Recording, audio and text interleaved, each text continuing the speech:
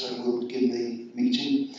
And welcome to this extraordinary meeting of Cabinet, which will consider exceptional circumstances relief on the community infrastructure levy for the Anglia Square development. I know there's a lot of interest in Anglia Square, and I wanted to explain how this meeting will work. I know many expected this decision to be made by Planning Applications Committee, but the legal advice that we've received advised that the decision was required to be made by myself as leader of the council or by Cabinet, and that is why we've called this extraordinary meeting of Cabinet to consider the matter. We do not normally accept public questions at extraordinary meetings, but because of the strong public interest in the development of Anglia Square, I've used my discretion as chair to accept public questions at this meeting. I've also used my discretion to hear from other members of the council, and we will be hearing from councillors who have notified me in advance that they wish to speak on the subject too. In terms of how this meeting will run, I will invite those members of the public who have submitted questions to ask them, and then I will invite councillors who had advised me in advance that they wish to speak on the matter to speak. After this, I will invite officers to present the report. Members of the Cabinet will then have an opportunity to ask any questions that they have, and then I will invite them to debate the matter. Following this, we will take each recommendation from the report in turn and vote on whether to accept them or not. So let's move on to item 2 on the agenda, and this is apologies for absence. I've received no apologies for this meeting. Item 3, declarations of interest. Do any members have any declarations of interest to make on any items on the agenda? I'm looking at my Cabinet colleagues. No, that's fine. I believe we have a public petition. Yeah, we have 2 public questions in the petition. So should we take the petition first? Yeah. So this is being brought up By by the Norwich Renters Collective. Norwich Renters Collective. Thank you very much. Thank you.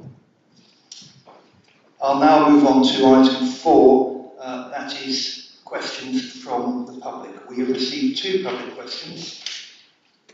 The first question is from Mr. Hugh McGlynn, the Secretary of the Norwich Over the Wensum Neighbourhood Forum.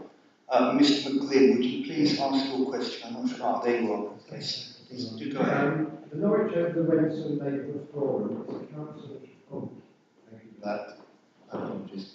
The Norwich Over the Wensum Neighbourhood Forum is a council-approved body working with the community of our defined neighbourhood area in the development of a planning policy document in the form of the neighbourhood plan. Our area is north of the River Wensum, and Anglia Square is in the centre of our area. As a forum, we decided not to take a position on the Anglia Square development as such, given the variety of opinions within the forum and within the residents of the area.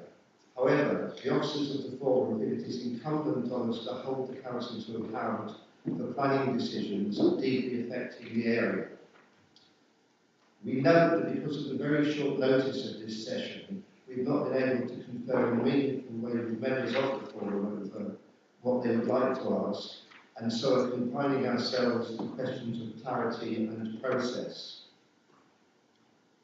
Please could you clarify whether, although we are given to understand it has been legally decided that the councillors must take this decision, have the councillors had opportunity to get input from the planning committee on this matter? Secondly, there appears to be no discussion of what community infrastructure projects will not take place if the SID is not paid, or how the shortfall for necessary projects would be made up. Has this been considered? Has there been any consultation with people in the area? We note that there is a complex Section 106 agreement. Can it be confirmed that this has been signed by all parties? Also, can you explain as a Cabinet if this has been designed to in any way mitigate the impact of the SID exemption? Thirdly, we understand that although for Western Homes phase 1 and 2 are likely to be loss-making or make insufficient profit to be viable, because of the large upfront costs, apparently even with the £15 million grant from Homes England, Housing Infrastructure Fund, phases 3 and 4 will make a profit. Can we be reassured on behalf of people living in the area that the Council will bear in mind the impact of the development on already stretched services and infrastructure and defend the payment of SIL to mitigate this impact?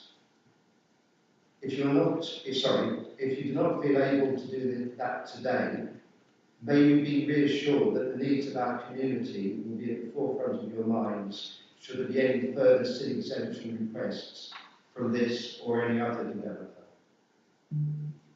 Thank you. Thank you, Mr. McGlynn. I will now give my reply. The legal advice about the process has made it clear that the Planning Applications Committee does not have the authority to make a decision on SIL ECR, and that it must be a decision made by the local authority's executive, that is, either the leader of the council or the wider cabinet, and there is no requirement to consult. The SIL regulations allow charging authorities to grant relief, and the report carefully sets out the matters Cabinet should consider in assessing the claims. ECR should only be granted if the Council believes there is an unacceptable impact on the economic viability of the development. Regulation 55.3 applies. The regulations do not require the effect of lost SIL to be considered. However, because of uncertainty around the delivery of Angley Square, to date, SIL income from this site has not been factored into the City's or the Greater Norwich Growth Board's SIL projections, and would not, in any event, be a significant benefit to the Council's own general fund expenditure. If development was to go ahead without the relief, the majority of SIL paid, that's 85%, would go into the SIL pool managed by the Greater Norwich Growth Board on behalf of the 3 district councils that are represented by the Greater Norwich Growth Board. Any SIL generated would be spent on projects across the wider Greater Norwich area and would not necessarily directly benefit Norwich over the Wensum neighbourhood area. The redevelopment of Angley Square will benefit the neighbourhood area very significantly. The removal of highly prominent, underutilised and physically deteriorating vacant buildings that currently blight the area will both allow the comprehensive redevelopment of Angley Square and unlock wider benefits and boost redevelopment in the longer term. The development will boost the city's housing supply, deliver at least 106 new affordable homes, create much needed local employment for Norwich residents, and refresh the shopping offer in the area. Infrastructure benefits, where necessary, have been secured either through planning conditions or through the Section 106, which has been signed by all parties. The Section 106 has been designed to mitigate the impact of SIL exemption. Phase 3 is not due to get underway until 2026, and Phase 4, 2028. Further claims for ECR cannot be made until a client time closer to these start dates.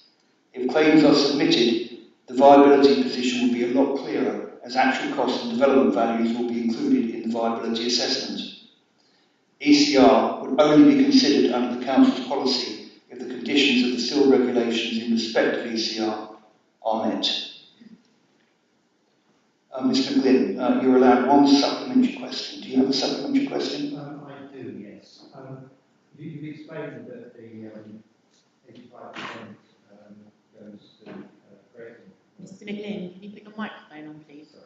You've explained that 85% goes to Greater Norwich, but of that 15%, which, from what you say, is distributed more widely around the city's pool, because the development is a significant one, and it is falling into a very large, there's a large number of units there, so the impact will be felt very much in the north of the city. We still feel that there is a shortfall, and I think you said that you aren't obliged to, and that you haven't, but there must be a consideration at the back of your minds in making this decision about how Norwich City Council expects to achieve the investment in neighbourhood infrastructure required to mitigate the impact of the Angle Square development. Okay, there's an answer to that, a long answer. I'm going to ask Graham to pick that up, please. Is it all right, Graham? Certainly I can. It's one of the issues that we address at some length in the presentation that the officers are shortly to cover effectively, because there will be an impact. And just to sort of remind us that we're in a process going on here, clearly, whilst officers have produced reports explaining effectively and made a recommendation about how to deal with it, effectively I'm not in a position to prejudge what Cabinet are actually going to decide.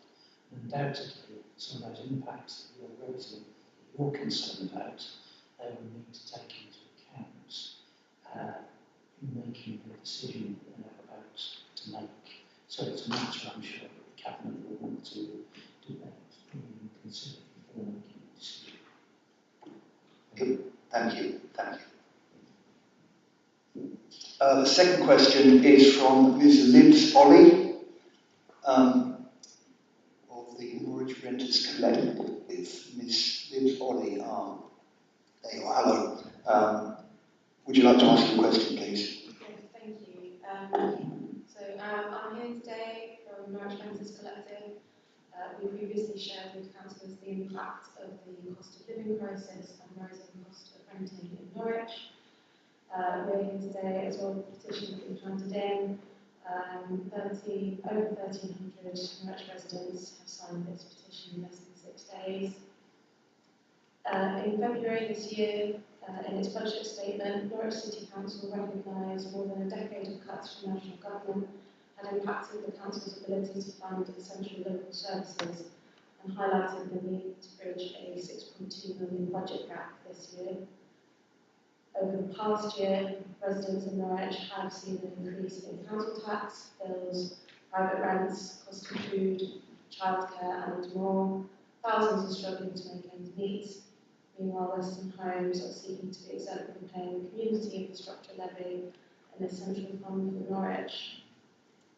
Given this backdrop of an extremely challenging financial situation faced by Norwich City Council, if Western Homes are awarded this exemption, where will the council find the financial resources to pay for the much needed infrastructure to support the addition of 1,100 housing units in Anglia Square? I do also have the wording of our petition, which I'd like to read if that's okay. We were going to read it out in a minute, but we're happy for you to read it out if you wish. Yeah, I can do. So the petition was as follows. We, the undersigned, call on Norwich City Council Cabinet members to not exempt developers from paying community infrastructure levy and to uphold democratic accountability to Norwich residents over decision-making processes. Western Homes recently received planning permission from Norwich City Council for a proposed development of Anglia Square, despite only committing to delivering 10% affordable housing. Now, to make matters worse, while thousands of us have seen our council tax increase, Western Homes, whose 2022 turnover was 130 million, are seeking an exemption from paying the development levy, which is estimated to be around 7.7 million in total. Western Homes are already set to make millions from this development. The money raised by this levy, if paid, would be put towards supporting local services and developing essential community infrastructure in the local area. At least 15% of this fund would go towards supporting local neighbourhood priorities. Norwich City Council have now scheduled a shock extraordinary Cabinet Council meeting to take place this Wednesday, 22nd of November, to discuss awarding Western Homes an exemption, taking the power to decide this away from the Norwich City Council Planning Committee, despite previously stating the decision would go to Planning Committee for full consideration and scrutiny. Cabinet have announced they will not be accepting questions from the public on this issue, shutting down local democracy and accountability. Norwich residents deserve better. We believe developers should not be exempt from paying the levy, and that Anglia Square and surrounding communities should have access to the funds they need. Thank you. Thank you. And you will know that the members of the public are indeed asking questions. I'll now give my reply. As referred to in the previous answer, because of uncertainty about the delivery of Anglia Square, to date, SIL income from this sale has not been factored into the city's or the Greater Norwich Growth Board's SIL projections and would not, in any event, be of significant benefit to the Council's own general fund expenditure, which, as you have identified, continues to be under significant financial strain. If development was to go ahead without the relief, the majority of SIL paid, that's 85%, would go into the SIL pool managed by the Greater Norwich Growth Board on behalf of the 3 district councils that are represented by the Greater Norwich Growth Board. It would be spent on projects across the wider Greater Norwich area, with only a proportion directly benefiting the city. Therefore, the granting of ECR does not impact on current SIL income projections. Planning conditions and Section 106 secure the necessary infrastructure to make this development acceptable. This includes public transport and highways improvements, drainage and utility upgrades, green infrastructure, and mitigation to ensure that the development will not result in adverse effects on protected sites, improved community facilities, and reserving space for health care uses. Ms. Ollie, you have one supplementary question. Do you have a supplementary question? 1 minute. Yeah, firstly, thank you for accepting the questions from the public. We recognise that you've done that. My supplementary question would be, what message do you think this sends to families and residents struggling to access services in the area already? I'm not sure, to be honest. Would you care to elaborate? I mean, in the sense that people in the area and people in Norwich more generally are already struggling to access quite a lot of statutory services, GP appointments, schools and things like that, with no kind of reassurance as to where this money will come from. If not from the SIL, what message do you think that sends to residents and those who have elected you in terms of like holding their best interests at heart and getting them access to the services they need? Thank you. Well, as I've said, the SIL levy money goes into 85% of it into a county-wide pot, which is then distributed by the 3 district authorities. So that is not money which would come to Norwich City Council to spend on local services in the Anglia Square area. In terms of the infrastructure that's needed, it's quite clear, and you'll see when you see the presentation, that the Section 106 and the planning conditions do secure the infrastructure that's necessary to support the development. And as I say, we'll see how that works in due course. In terms of what message it sends out, I think it's really important and I'm just looking at the petition, to remember that there are 2 separate issues. There's whether or not this development qualifies for exceptional SIL relief on the one hand. There's a whole separate issue of the cost of living crisis and the council finances, and actually the 2 are not linked. And in terms of Western Homes, I think it's important to say a couple of things. The first thing is they may have had a turnover of £130 million last year. Actually, when you look at their profit and loss, they've lost money in the last 2 years. So there's a difference between turnover and profit. They have been losing money over the last 2 years. And in any case, their overall financial position is not relevant to the decision we have to make about this particular development and whether it qualifies for SIL relief. We're required to look at each development on its merits in its own right, and then to make decisions against criteria which have been set for us. And to conflate those 2 things is not right, it's not appropriate. They are completely separate issues, and we have to operate within the regulations which we are required to operate in. We take the cost of living crisis very, very seriously. We're a Labour administration. We're building council houses. We have a 100% council tax reduction scheme. We have a whole load of measures to support people during the cost of living crisis. But that is a completely separate issue to this particular development and the economics of this particular development. So I hope that's clear.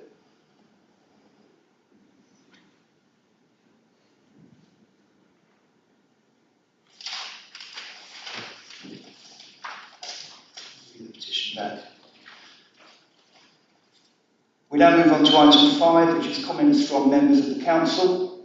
I've received requests to speak from 4 members of the council, whom we will now hear from in turn. Speaker 1, Councillor Osborne, you have 5 minutes. Thank you, and thank you to the people who've already spoken. To residents of Mangrove Ward, which is my ward, who will be most impacted by the development because it is in their local neighbourhood, they want and deserve a say in how this decision is being made and who benefits from it. I think that was clear in the comments from Mr. McGlynn as well. So civil exemption is meant to be applied where there is overwhelming public benefit from a particular development that outweighs the loss of revenue that could be spent on supporting infrastructure that civil could provide. I don't want to reopen the whole debate about Anglia Square, but I think that Cabinet members should be questioning what the exact benefit to the existing community is of redeveloping the site. And to be clear, the area around Anglia Square is one of the poorest in the city. It's a very strong community, and they want to see the area improved. So they want things like good connections to the Marriott's Way and Mount Saltine. They want better street lighting. They want to save or renovate the Angel Road School. They want traffic calming on residential streets like Cowgate or Bull Close. They want clean and better looked after streets also on Cowgate, which is suffering from litter and dereliction. So those are the sorts of things that I think Mr. McGlynn highlighted. Where can this still money be spent? Even if those projects haven't been planned in, they are still possible. And what the Anglia Square development will do is plonk another 1,000 homes in an area that's already struggling for infrastructure and wants improvements, while also closing down the community space that the existing community already knows and values. And it will provide more cars, more demand for services, more impact on the people already living there. So there's a need for the supporting infrastructure that community infrastructure levy could pay for. And if the scheme does bring benefits, it will be people who can afford to buy the next lands, not the things that the local community wants or needs. I'm not going to reopen the whole debate about affordable housing. Cabinet members will know that I advocated for the development to include the target of 33% affordable housing, not the 10% that's in the current scheme. But even if those 106 units do get built, shouldn't those residents who are living in there, and that, for that matter, the residents of the other 90% of the homes, shouldn't they get the best infrastructure that they can have and that we can secure as a city council for them? The applicants may say that if they don't get the civil exemption, they will walk away, or that they can't deliver those affordable housing obligations. That's what they said in the planning application documents. That's what they said in the revised affordable housing statement in September. But they also said in 2018 that if the planning application was rejected, then they would walk away, and that didn't happen. They're tied into this development now. In fact, they've already spent millions of pounds on it. We know that they don't want to walk away and lose that money. So why not hold them to account and hold them to their obligations?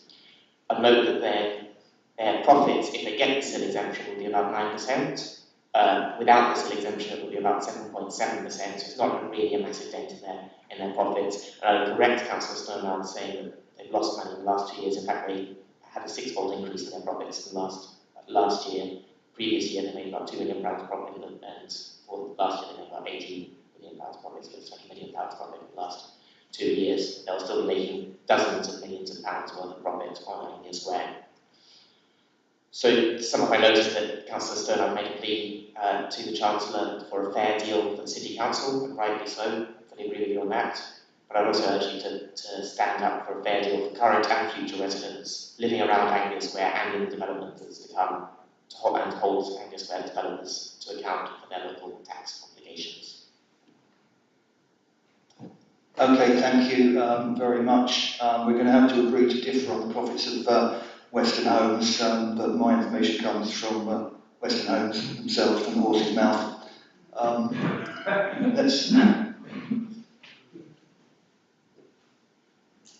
we have some decorum, please? Speaker 2, Councillor Studley, you have 5 minutes. Thank you, Councillor Sternard. And I'd like to congratulate the Renters Collective on the impressive petition that's been presented today and the numbers that were achieved in a short time. I'm here to represent my residents and the thousands of people across the city who are private renters and those that are on their waiting lists for housing in the city. Western Homes, as we've heard, is a highly successful developer posting rising profits. It's factual. That's what they posted, rising profits and healthy growth predictions. Already monumentally short on compliance for affordable homes under the £15 million grant voting Western Homes can deliver their scheme without any further state aid from Norwich City Council. If not, there will be other options for them to grow in the future, we predict. And no matter what you hear from officers in the chair in response to the public questions or views expressed by members in this meeting today, the SIL exemption policy represents a tax break for corporate interests in preference to our city's residents. This is always unacceptable, but should never in any circumstances be considered by a Labour administration. Cabinet should therefore vote against the proposal today. Any member that does vote for a tax cut from the mayors can never consider themselves progressive. Thank you, Councillor Studley. Speaker 3, Councillor Galvin, you have 5 minutes. Thank you very much. The SIL exemption application is extraordinary in more ways than one. First, as a member who sat on the planning applications committee that voted the Anglia Square proposals for approval, I'm disappointed that the committee was explicitly told that we should not consider SIL exemption at the meeting, as there would be a further chance to debate it at a future meeting. I do appreciate that a legal decision has to be made by the executive, but it's unfortunate, to say the least, that no legal advice was sought on who has to make the decision until planning had already voted the process through.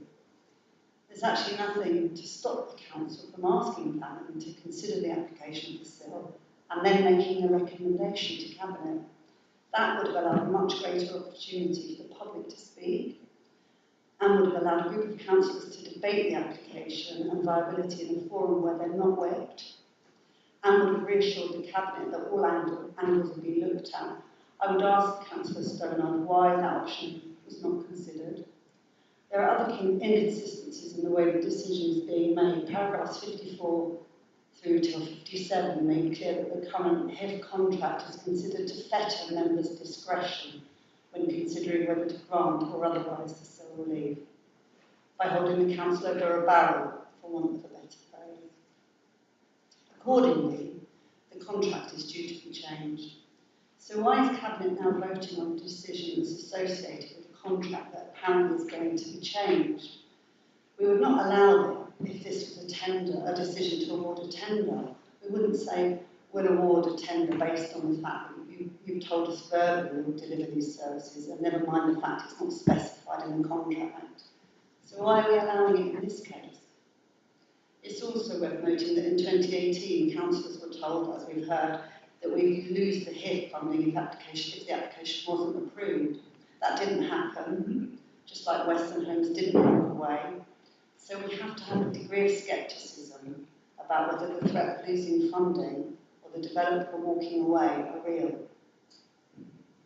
I'd like to know also whether the other councils with whom we've pulled SIL funding have been formally consulted on the proposal to grant the exemption.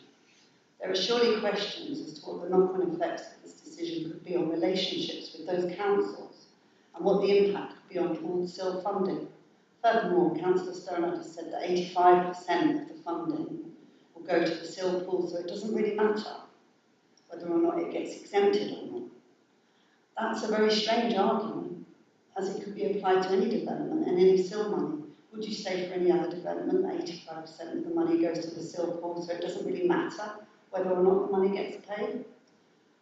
Overall, this decision has a lot of inconsistencies and question marks hanging over it. All of them need answering before it can pass. Thank you, Councillor Galvin. A lot of questions in there, but it was, of course, a statement, so those questions will have to be dealt with in the course of subsequent debate. What I would say is no member of Cabinet has been whipped. I think they'll all confirm that. Yeah, they're all confirming that. There's been no pressure, no whipping, no prior discussion, absolutely nothing. This is open and transparent.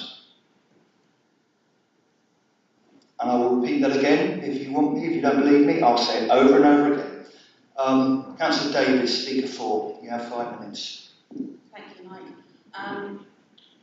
My concerns are actually quite similar to Lucy's. Regarding the HIF contract in paragraphs 54 to 57 in the officer's report, members should note at present the HIF contract with Homes England includes a clause which states that the local authority shall confirm that still ECR has been granted on phase 1 prior to the drawdown of any funding, schedule 4, clause 1.16. This clause is considered to fetter members' discretion when considering whether to grant or otherwise the SIL relief. Now, in the Cabinet report on the 18th of September 2018, which I remember well because I was on Cabinet at the time and I opposed to the exemption at the time and I still do, paragraph 9 states, each case will be considered individually and the Council retains the discretion to make judgments about the viability of the scheme and whether the exceptional circumstances policy applies. Now, I would argue that you do not have the discretion to do that if this clause remains in the contract which fetters members' discretion. It goes on to paragraph 57 to say, as such, members should note this in their decision making and be mindful that any decision to refuse the SIL relief may still pose a risk to the ability to draw down the HIF funding of 15 million. That should not be a consideration because nobody should be voting on this decision until the executive have seen a copy of the amended Homes England contract. You can't make a decision on something that may or may not happen in the future, particularly when it involves millions of pounds of public money.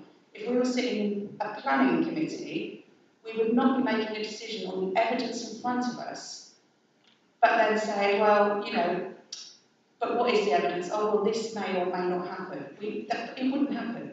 You have to make a decision on the evidence in front of you. The evidence in front of you states that that Home England's clause exists and it has not been amended. And I would urge Cabinet to defer this decision until they have the up-to-date, accurate, amended Homes England contract in front of them. Thank you. Thank you, Councillor Davis. I'll now move on to item 6, which is determination of applications for community infrastructure levy exceptional circumstances relief, otherwise known as SIL-ECR, for phases 1 and 2 of the Anglia Square development, and I will now ask officers to present the report.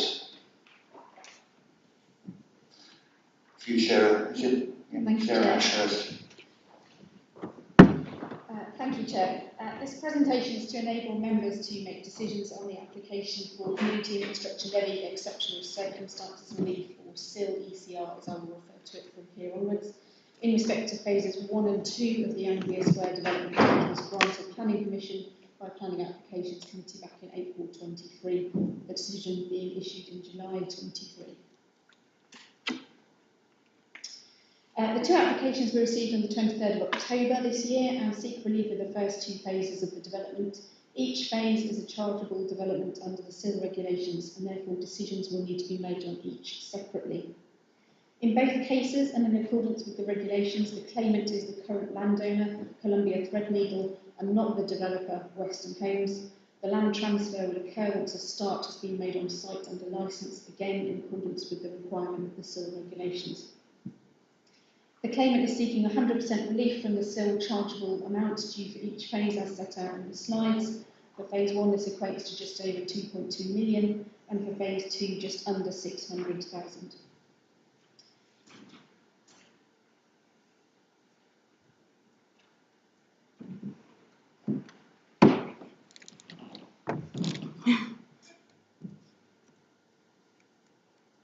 Thanks, Lynn. The next few slides just provide some photographs of the site as is today. So firstly, Sovereign House is viewed from the north.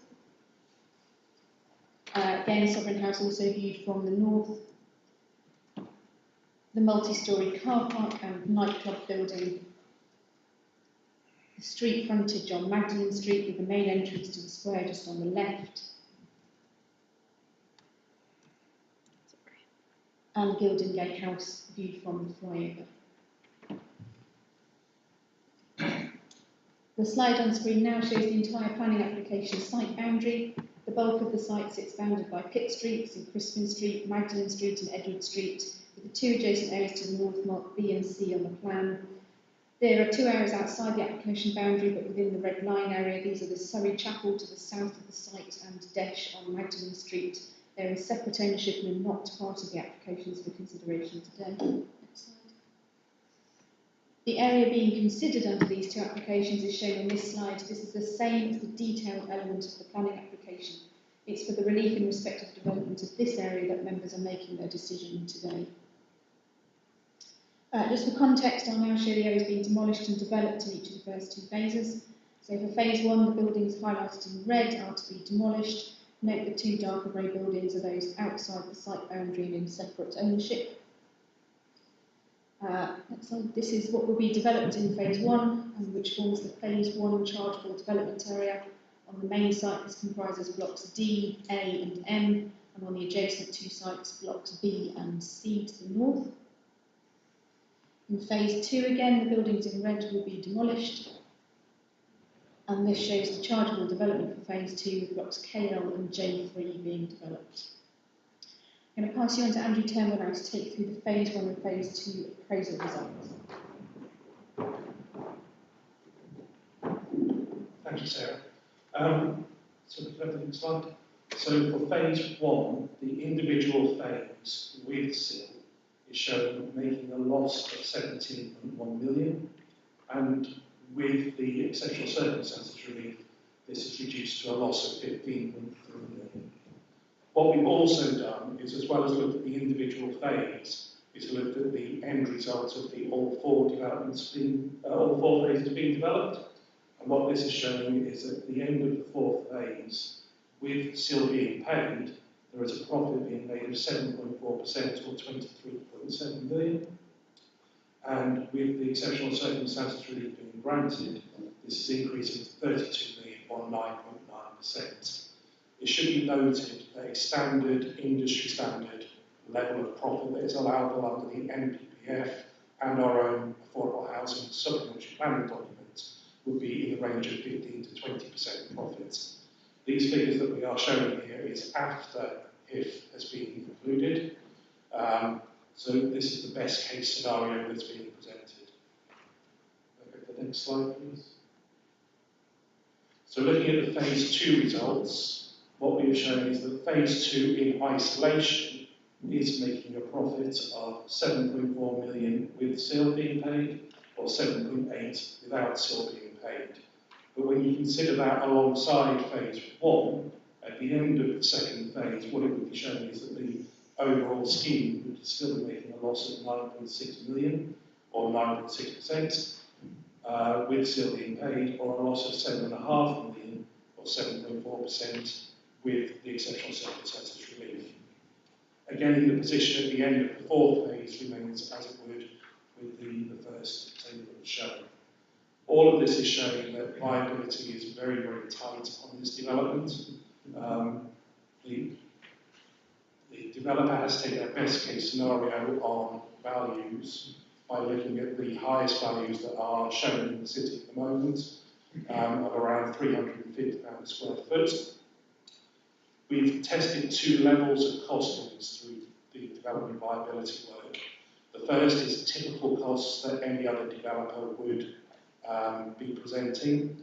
They show a worse scenario than what we have been presented with by Western Homes. Western Homes have shared their build costs with us in terms of what they are delivering on other similar sites right now. They have shown how they can make those savings and that it's not detrimental to the quality of the scheme, And this is around the fact that they are a developer that owns their own contractors, basically. So they've got in-house labourers, in-house plant and machinery, in-house designers. That allows them to control their costs much greater. They are also a developer that delivers substantial development, so have a supply chain that offers them discounts. This is how they are able to achieve the build costs that they are showing in the viability report. I'll hand back to Sarah. Thank you, Andrew.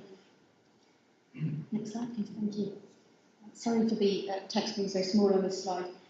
The Council's exceptional circumstances relief policy states that judgments on individual cases can require demonstration of wider community regeneration benefits, including the delivery of affordable homes and community facilities, and the need for the applicant showed to a particular site has to be brought forward imminently in order to achieve wider benefits. This is set out in detail in your report at paragraphs 41 to 53, and as shown on the slide here before you.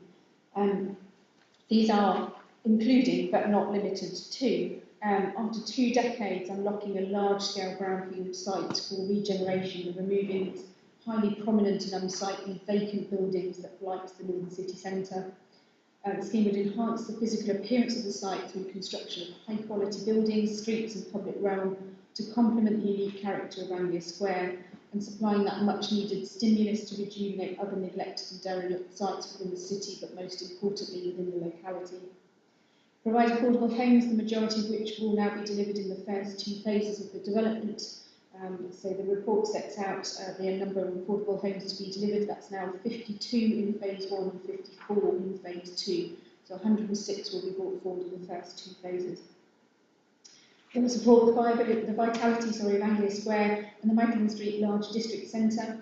The 1,100 new homes are predicted to generate around £21.9 to £36.4 million per year of expenditure, with a significant proportion being expected to be retained within the LDC, and creating much needed local employment, including construction jobs with apprenticeship opportunities and skills training in the 8-year build development stage. So over that 8-year build programme, it's predicted 276 direct construction jobs will be created per year, 280 indirect jobs per year, and once operational, an expected uplift of 104 FTE equivalents. I'd like to draw your attention also to paragraph 46 of your Cabinet report, which just sets out the Secretary of State in his decision on the earlier scheme agreed that the current condition of Anglia Square is a barrier to its investment and set out some of the exceptional costs in relation to developing the site. I think it's important that members bear some of those in mind when making this decision in terms of the relief. This development is facing abnormally high and additional logistical costs associated with maintaining an operational shopping centre at the same time as developing the wider site. Paragraph 58 of your Cabinet report sets out what still would normally be spent on. It's important to note that the development is bound by a Section 106 obligation, securing contributions to the area, both in the form of monetary obligations but also on-site provision for a number of elements of infrastructure. Development is also bound by various planning conditions which secure these as well. And the slide before members sets out what will be secured through these routes in relation to what still would normally fund. In terms of transport, the development is providing an upgraded section of the yellow pedalway which runs immediately through the site. This will be segregated from pedestrian and motorised traffic and connect a new east-west cycle route connecting Magdalen Street, improving the cycle network and connectivity, benefiting cyclists accessing and moving around the city, so delivering wider than site benefits. The development will also fund improvements to public transport facilities, specifically on Magdalen Street, benefiting the operation of all bus services using this route, and will have a wider than site benefit. And further, a monetary contribution of £110,000 is being made to car club provision.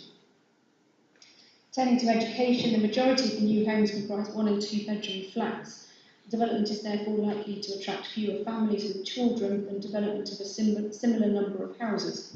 At the time of the planning application, there was capacity in school and colleges for the projected numbers of new residents. In terms of contributions towards green infrastructure, a total of just over £4 million is being made to nutrient neutrality mitigation, recreational impact mitigation, and enhanced green infrastructure at Gildencroft Park and Wenston Park as well.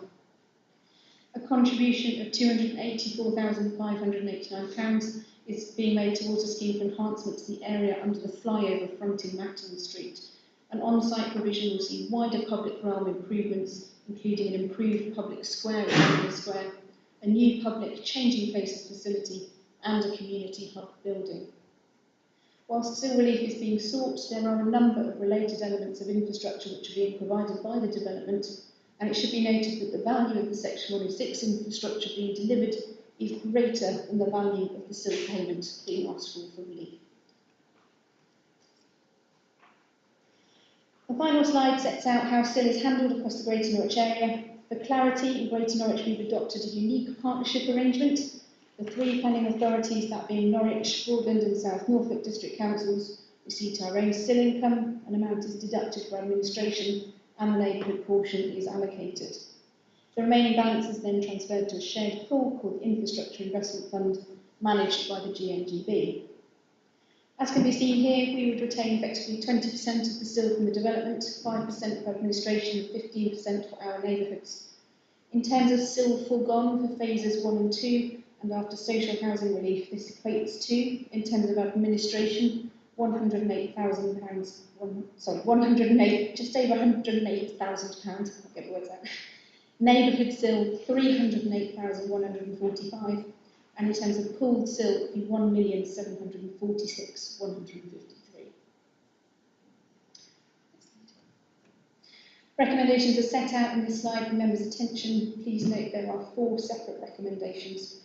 Officers are happy to take any questions from members. Thank you, Chair. Thank you, Sarah.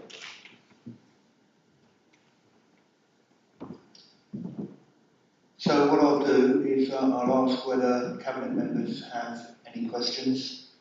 I'll then come to Councillor Galvin, who can ask one question as Leader of the Opposition, and then I'll return to Cabinet members to mop up any further questions they might have.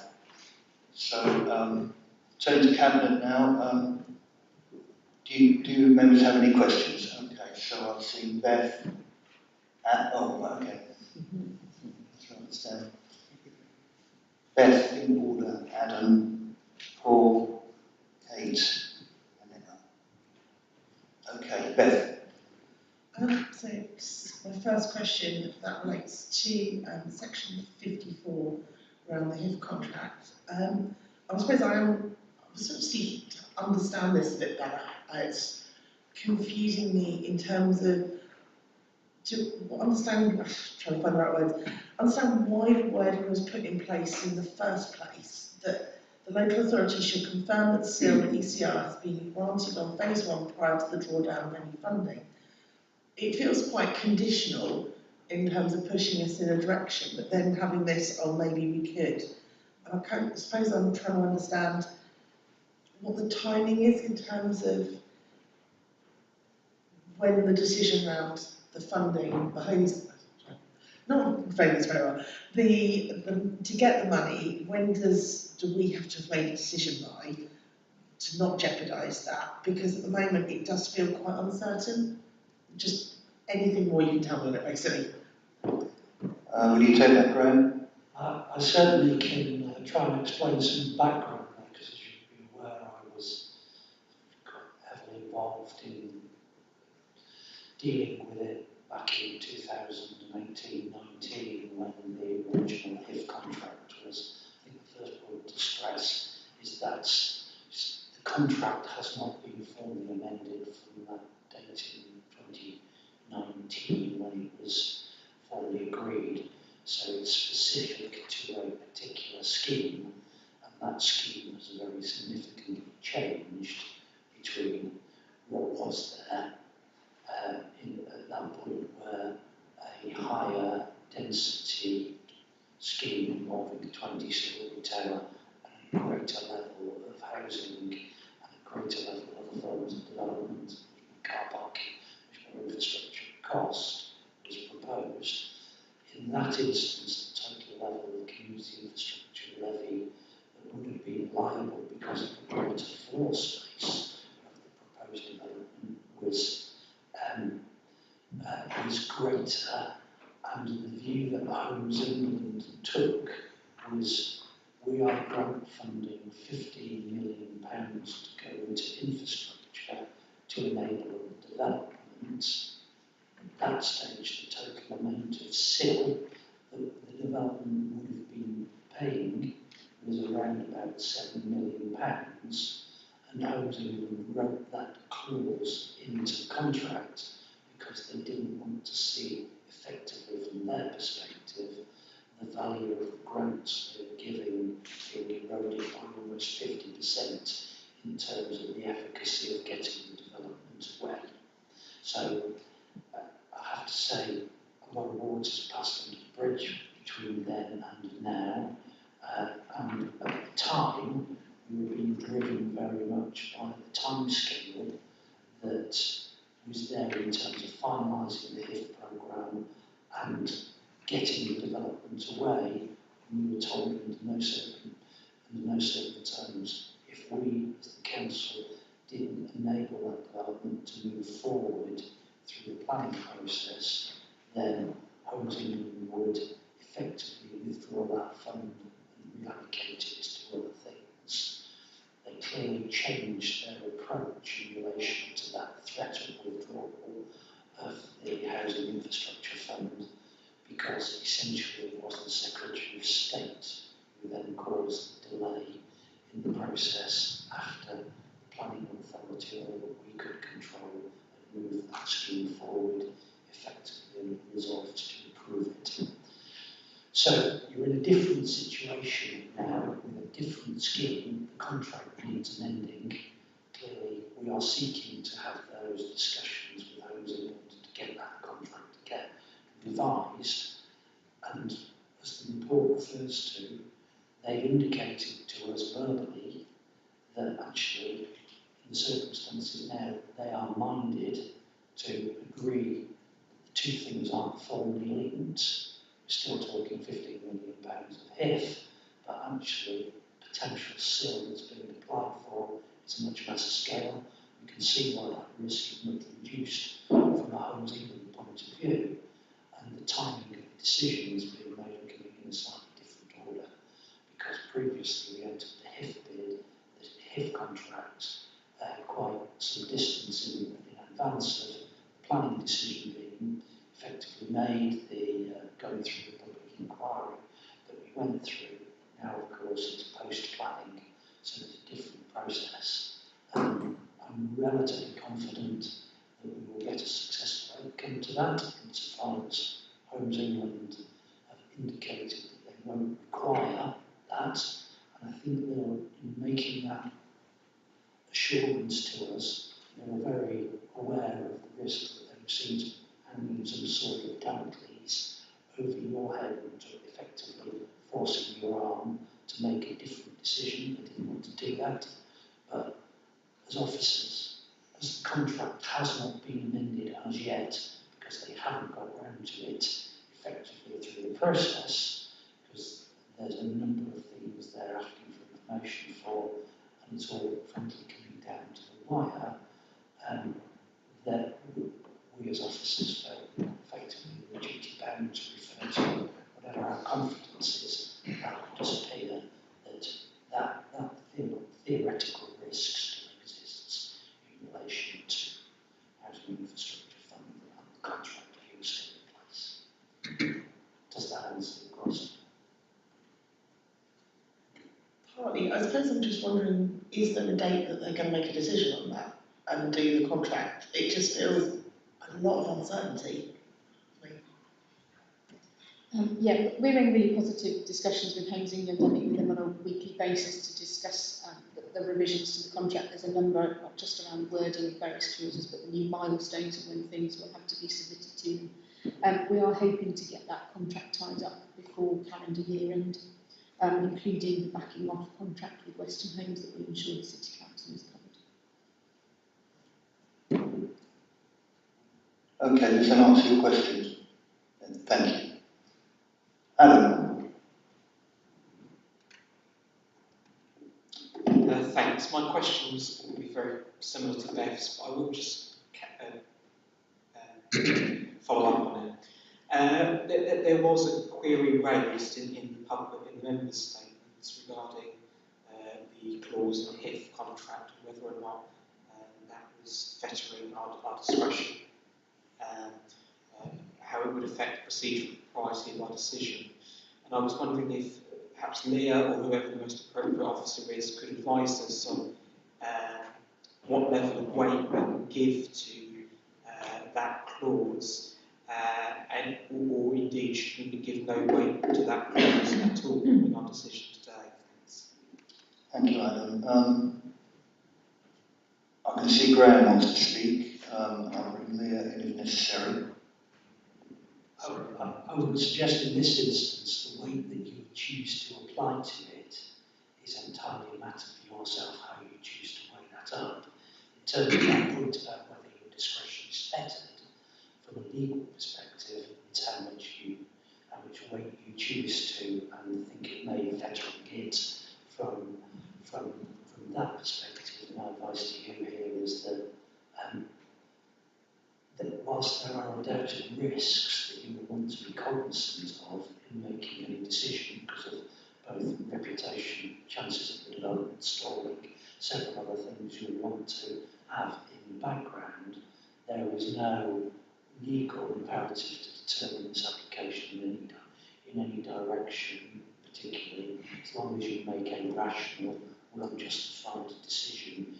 You need not be fettered by the existence of that clause. You are free to determine the application you see fit. Leah, I think you wanted to add to that. Yeah, I'm conscious what was mentioned in the members speaking, did quote from the report, but it quoted partially from the report and actually went on to then say how that fettering discretion is managed and is being managed through the process of negotiation that Sarah and Graham set out with Homes England to seek variation to the clauses. As Graham was explaining, and I look at it slightly different way. Sometimes when you look at planning applications, you've got material factors and you're weighing up the material factors. And executive decision making is slightly different in that we don't have material factors, but what we have to do is look at the whole of the situation, all the relevant factors, and come to a rational conclusion based on all those factors and what you think is the right decision to make. Thank you, Leah. Adam, does that answer your question? Next on my list is Paul. Thank you very much. Now, we have two different approaches from our financial consultants. I wondered if you could, first of all, explain why you feel that, because I think it looks very much as if it's approach 2 is the one that you seem to be referring, why that is the case. And secondly, as to borrowing costs, well, I appreciate obviously it's going to be funded from internal resources, but I'm of the school that there's no such thing as a free lunch. And frankly, if you've got a pool of money, you can invest it in government bonds and get a very healthy return at no risk, whereas this is at considerable risk. And if you're in building a low-risk greenfield development, you'd expect, as most developers would expect, 15% profit. Thank you, Paul. Right now, who's going to take that? Thank you, Councillor Kendrick. I think the first question was around the two different level of cost options that have been assessed. The first option is what a typical developer would look at. So we had an independent cost plan provided by Western Homes, by Columbia Threadneedle. That was then audited by Avison Young, who carried out the viability assessments. They produced their own report based upon that. They are typical industry costs for a scheme of this nature, based upon contracting out, getting a main contractor, and that kind of way of working. I think in my earlier presentation I mentioned that Western Homes, who are the developer for this site, have a very different model to a lot of developers out there, where they still own their own contractors, they still own their own staff to deliver these schemes, their own designers. They're able to reduce their professional fees significantly by having that in-house development team. So I think that's one way. I think also because they're not subcontract or seeking a main contractor, there is no contractor's profit that's built into the costs. So again, that's typically around 5 to 6% on a development. So again, that's another way that they're able to control those costs and bring it down. Western have been very open about the level of costs that they achieve on other typical schemes right now, and that's what have been assessed by Addison Young. Addison Young have kind of laid out in the viability reports that are appended to the report how they've kind of looked at those and feel they are reasonable for their model of working. So I think that's given us reassurance that those costs that they are quoting are realistic costs and what they will achieve. I think just to point out as well that there are various review mechanisms built into the Section 106 agreement. So if we are looking at the viability appraisal here, that won't be the end viability. There are review mechanisms that we can look at to increase affordable housing further down the line. In terms of your second question around borrowing costs, all of the financial appraisals that we've had to date do not include finance costs. This is unusual, and the reason why we haven't included them at this time is that Western Homes are yet to decide whether they will be funding this development through equity, i.e. reserves that they currently hold, or whether they'll be funding it through borrowing costs. If they do need to borrow, and I think the indication that they will need to borrow perhaps for later phases, this will be a detriment to viability. So what we are presenting to members today is a best case scenario. This could go down, and so that's why we're kind of just presenting it that, and have mentioned that the borrowing costs are not included. And in terms of the profit level, you're absolutely right that typically 15% is what we would expect to see on a development for standard development. The higher risk developments, the affordable housing supplementary planning document allows up to 17.5% for higher risk developments. I would argue that this is a high risk development due to the phased nature, the loss making, the high levels of demolition and archaeology that may be present on site. So for them to bring it forward at a lower than 15% is a risk to them, but we are presenting that as their position. Thank you, Andrew. Paul, did you want to come back on that? Yes, I do actually. Because of course you explained why Western Homes their costs are lower because they use an in-house contract system. Basically. Of course, the downside to that is that you need a large and plentiful pipeline of sites to do it, which is, I suspect, the reason why they are actually interested in this project, given how low the profit margins are. Thanks, Paul. Let's move on now. Kate. Thank you. Yes, and so I hear that there's review mechanisms built in. My concern is with the ambiguity of the issue of the releasing of the HIF funding. Are we confident we're not moving ourselves into an obligation to award ECR on subsequent developments? I hear that we're considering each of the developments 1 and 2 today, but we're considering each on its own merits. But until we have that wording in place, are we absolutely sure that that's watertight? My concern is, happy as we are with the developer that's going to potentially bring all these new things forward for us in the city. They aren't a charity. They aren't doing this, out of only the kindness of their hearts. And it's not unheard of, is it, for developers to protect their own financial interests, and we wouldn't blame them for that. So that's like setting a precedent, I think, Kate, isn't it? Well, that was another question, because there haven't been any other applications for ECR that have come forward in the last 5 years. That's separate. Okay. I'm just concerned about the wording of weighing mechanisms triggered the... Yeah, I understand. I'm just going to take that. Clarify. Sarah? I'll give it a whirl.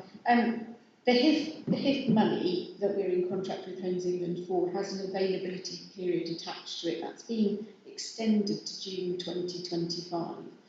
But we're not expecting that phases 3 and 4 will be kind of wanting to commence by that point. This is a long build-out period for a highly complex development. So any future consideration of ECR applications on later phases of this development, the HIF money will already effectively have been spent. It's the upfront costs that is being spent on in order to help the cash flow and get the site going. So the HIF money and that contract and the wording of that clause will not be a consideration for you at all by the time we get to consideration of any subsequent application for still ECR if made. for phases 3 and 4. Yeah. I think it's also worth highlighting that our own survey scheme makes clear that each case has to be considered on its own merits. So the decision that you make today doesn't necessarily prejudice you on any further decisions, because the nature of the risks, the profiles will shift with future developments. That's helpful, thank you, Leah. Does that answer your question, Kate? Or did you want to ask a further question? Almost is the answer, I think, because it is a development, isn't it? It's separate phases of a development, and I'm concerned about whether we consider every development on its own merits, in its own circumstances, and absolutely, and I suppose future developers might think they might have more of a sympathetic ear at Norwich, perhaps, which would be fine. It's in terms of, are we committing ourselves to this particular development to allow on its technicality? I think I understand what you're saying. It's phases of a development. It's phases of a development, and the wording is development, not phases. Yeah, can someone pick that up? So the SIL regulations are really clear that for the purposes of SIL ECR, each phase should be considered as a chargeable development and a decision made on its own, hence why you have 4 separate recommendations here today. You are not looking at the whole. We've looked at the whole and it's included in the report purely for wider context, that you are just making a decision on phase 1 and you are just making a decision on phase 2. If any subsequent applications made for phases 3 and 4, they will be made in isolation as well. Thank you, Sarah. I think Andrew wants to add to that. I think, yeah, just to add to that, that's why the financial viability has been very much done on a phase basis because of those regulations. That's why we have a separate viability report for phase 1 and a separate viability report for phase 2. Thank you, Andrew. Okay, let's move on. Emma. Thank you. The Council's exceptional circumstances relief policy says that we may also require a demonstration of wider community and regeneration benefits, including the delivery of affordable homes. And seeing as this was picked up in some of the questions and petitions earlier, could you just recap how the 10% affordable housing level was calculated or achieved, and what the limitations are to pushing that up, and I suppose why that 33% figure isn't able to be applied in this instance? Who's going to take that? You, Sarah? Give me a second. We'll give you a second.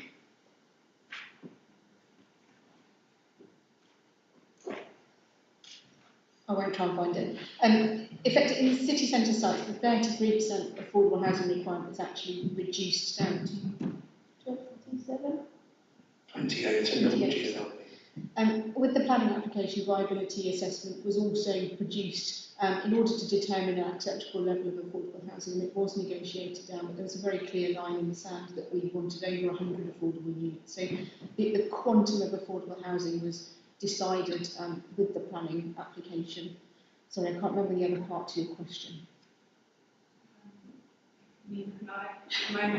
So I think it was about how it was calculated and also what are the restrictions on us in terms of increasing that percentage. Yeah, absolutely. But in the section 106, as we've already discussed, there are review mechanisms for that at various phases throughout the development. So not only will that give us the opportunity to consider the costs of the development in terms of any future CECR applications, but also to review any profit that is being made, and anything made over an agreed and accepted level, we will then be able to claw back additional funds to provide further affordable housing.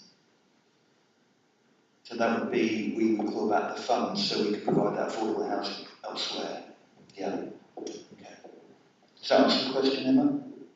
Good, thank you. I'll come back to cabinet members, but now I'll bring in Councillor Galvin. So Councillor Galvin, Leader of the Opposition, would you care to ask a question? Thank you very much, Chair. Yeah, I'd like to ask clarification on why the decision is being made now when the HIF contract is still not confirmed, as we've heard. So could you give the specific reason as to why the decision has to be made now, and can it be made once the HIP contract has been updated, and whether there's been legal assurance around that, that this doesn't leave the council open to judicial review. Thank you, very clear. Who's going to respond to that? Is it Sarah again? Okay. Thank you, Councillor Galvin. Obviously, as I've kind of already expressed, the HIF contract is subject to an availability period which expires in June 2025. Developer has said from the very beginning that any timescale from the point of commencement on site to actually spending that money by that date is incredibly tight for them. So the longer we leave this decision, and they want to wait for any JR period to expire before they start any significant works on site, the smaller that window of opportunity gets. They, as demonstrated through the financial viability, need the £15 million in order to get the site going, and any reduction in the availability of that money to them may mean that we get a development started, but it falls over partway through, and that would be a worse situation, I think, than it would be where it is now. So it really is squeezing that window of the availability period of the HIF money. In terms of legal advice, I don't believe there's any kind of issue to the council in terms of JR. We have set out, as it says in the report, that we are renegotiating that clause in the HIF contract. We've had positive discussions with Homes England on that. I see no reason why it should be an issue.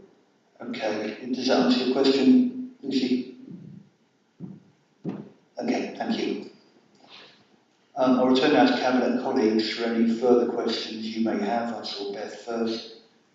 Did I see Kate? Did you put in Kate?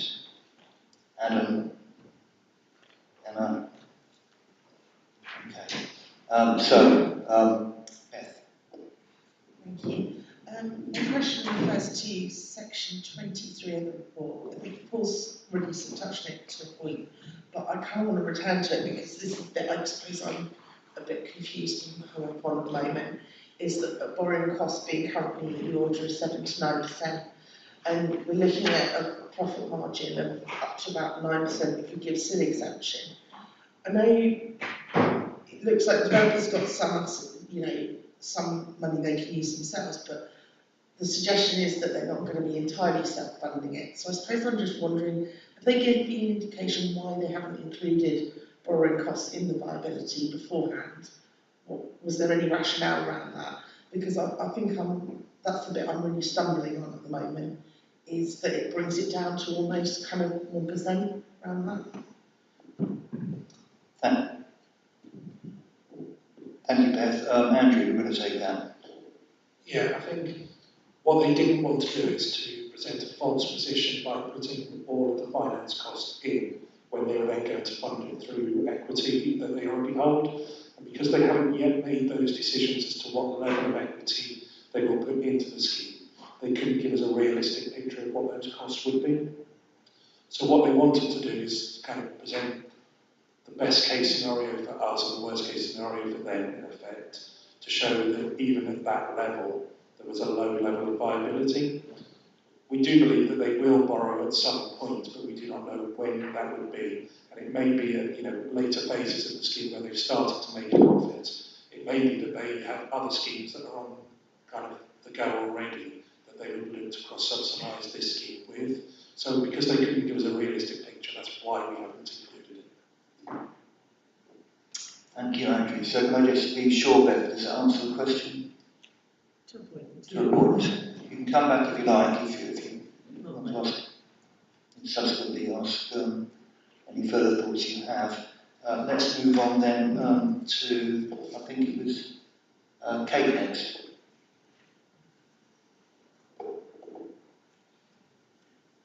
Thank you. Yes, my question is about the definition of neighbourhood, because 15% of the SIL funding would be going to neighbourhood or locality. So is there a defined area that covers? Good question. Graham, would you like to pick that up? Yes, we divide the neighbourhood level in four areas across the city effectively. Imaginatively going north, south, east and west. Obviously this falls into the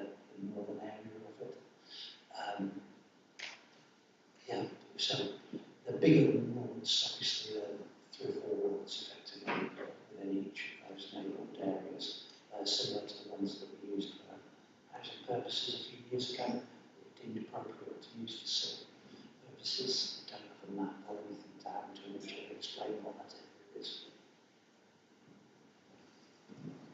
But it's wider than the immediate Amberley Square area, significantly wider from the sound of things. Okay, does that answer your question, Kate? Good, thank you. Adam? Thank you. Looking in Appendix 2, Chapter 5, I was hoping that it could be set out what role market research played in determining base residential and base commercial values, and also for the commercial property, the base capital values and predicted yields. Thank you. That sounds like a question for Andrew. Yes, so any person who's reviewed these financial liabilities is a RICS qualified valuer, so they would look at comparative evidence. So when they've looked at the values of the residential schemes, they've looked at a number of schemes that are laid out in the report as ones that they feel are comparable to this in terms of location and new build. The one that they felt was probably the most relevant was the St James's Place, but recognising that that has higher value due to the location next to the river. So they've looked at some others, and then they've taken kind of a benchmark across those schemes to assess what they feel is a reasonable value. The £350 per square foot, the values that I quoted earlier, is high quality, so they've taken probably a top 10 percentile view on value. We've also then built in a regeneration premium for future phases when they've assessed the scheme as a whole. And again, I think that's laid out in the report at each phase, the level of premium that's been attached. So we're confident that they are assessing value at the higher end of the city. And in terms of the commercial, again, they've looked at the office market, they've looked at the retail market, they've looked at other markets, taken that comparable evidence. And this is a standard way of assessing values for financial liability purposes. It's set out in a guide for RICS. Thank you, Andrew. Adam, does that answer that question? Yes. Okay, thank you. And Emma? Do you want to come back to me in a minute, because Beth's covered the 2 I had, and I'll figure out the next one. Okay, Kate? Yes, I was wondering about the job creation. So figures based a certain number of jobs per year. Is that the same jobs or new jobs? And also, how does that square with a lot of the contractors being in-house, which I appreciate is helping to keep costs down and making it potentially viable, so it's balancing out. Good question. Is that what Yeah, I'll give it a whirl. Obviously, with the planning application, we looked at the kind of wider socio and economic impacts, and the economic development team kind of gave some predictions around kind of job creation. Obviously, Western having their kind of in-house kind of construction teams, etc., will have some impact potentially on those numbers. But they were considered to be kind of reasonable predictions at the time of the planning application. I'm not saying you shouldn't take them into kind of consideration here. They're obviously important, job creation, etc. But just kind of how that would relate to the CECR application before you just need to kind of take that into mind. Does that answer the question, Kate? Okay, are there any further questions? Beth? I'm just wondering, it's slightly to one side, but do you have any idea what the council tax benefit would be for the city in terms of the actual properties? I suspect we do. Who's going to answer that? Nev? Yeah. The answer is it depends. So the issue, obviously, every property that's on this development would normally attract the council tax rate for the band that it's in, but depending on the relief, so particularly single person relief, the council tax relief scheme, which is the thing that says 100%, but also student exemptions, which is not inconceivable that some of these will be occupied by students. So all of those big issues will be taken into account to determine the actual council tax benefit. And of course there will be compensatory costs that would need to be funded as well. So the net impact is actually quite difficult to predict, but we would expect an increase in the council tax yield. Does that kind of answer it, Beth? Okay. Right, Adam.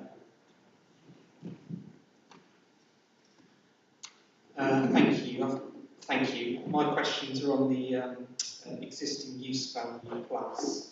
Still on appendix 2 on page 49. What is normally applied as per our affordable housing SPD is a 15% premium on existing use value. The provisional sale price between Columbia Threadneedle and Western Homes is at existing use value plus 28%. Could officers explain why we have a higher premium for brownfield sites such as this? And in the table on paragraph 6.5 on page 49, it's not showing any uplift in value for Gildingate House and Sovereign House, and it explains that in relation to adopting an alternative use value approach, assuming conversion to residential use. I understand why there'll be residential use and not for the previous office use. I'm not sure why there's no uplift in value as a result of that. I don't quite follow. Thanks. Okay, so I can see Andrew's going to answer that. Thank you, Councillor Giles. In terms of the existing use value plus 15% that's outlined in the Affordable Housing Supplementary Planning document, that is at the lower level that's suggested in the National Planning Policy Framework. We felt at the time of 2019 that that's a reasonable level for development to be incentivised to come forward. We have assessed both scenarios within the financial viability. So we've assessed it at the calculated existing use value plus 15%. We were aware of the contract between Western Homes and Columbia Threadneedle being at a higher amount. Now, obviously, that will have a detriment to viability because of its higher amount. But what we wanted to show is that even at that benchmark land value of EUV plus 15, the viability was certainly still at a point where members should be considering it under the ECR policy. In terms of the two office blocks that you talked about in the uplifting value, because they do not generate an existing use value because they are sitting there empty, they do not attract an existing use value plus premium. They will look at what the alternative use value would be instead, which would be a conversion to residential, which would be highly likely to be the highest value that those could achieve as a conversion. So that's why they do a slightly different methodology for those. All of those are approved methodologies within the RICS guidance. Okay, thank you, Andrew. Do you want to come back, Adam? Yes, apologies for not comprehending the latter part entirely. I'm slightly up. Obviously, you're saying they don't have an existing use value because they're unoccupied. That bit makes sense to me. And then they have an alternative. Oh, I think that makes sense. So you've applied a residential value to what would normally be an office. Okay, thank you. Sorry. Correct.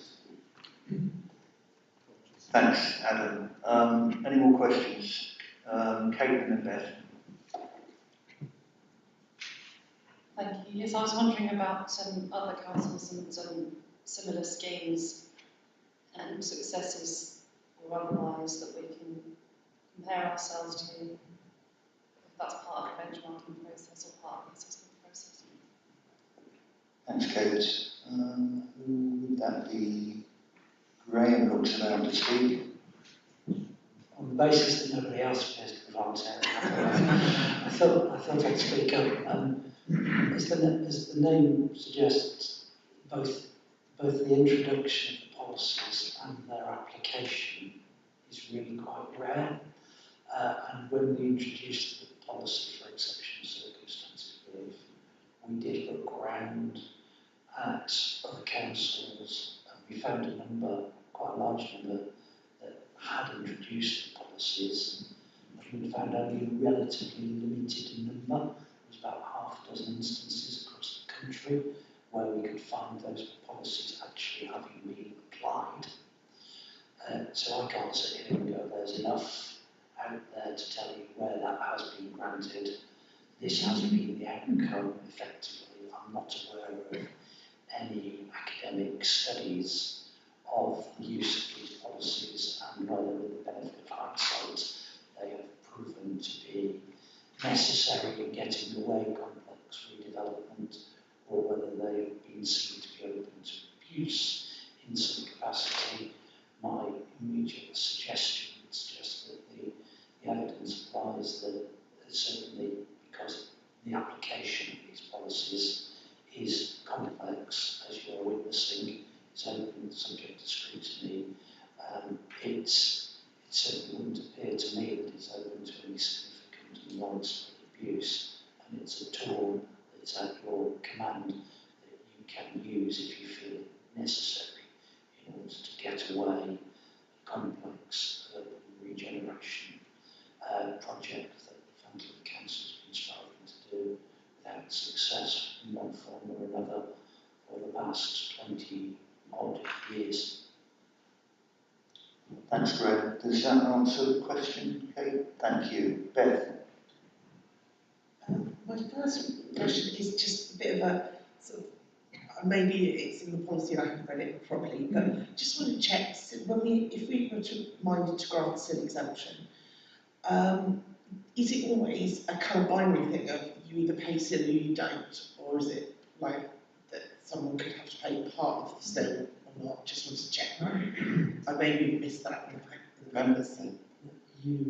It is open to councillors to determine that you don't think the case is fully made and make a partial award in relation to that.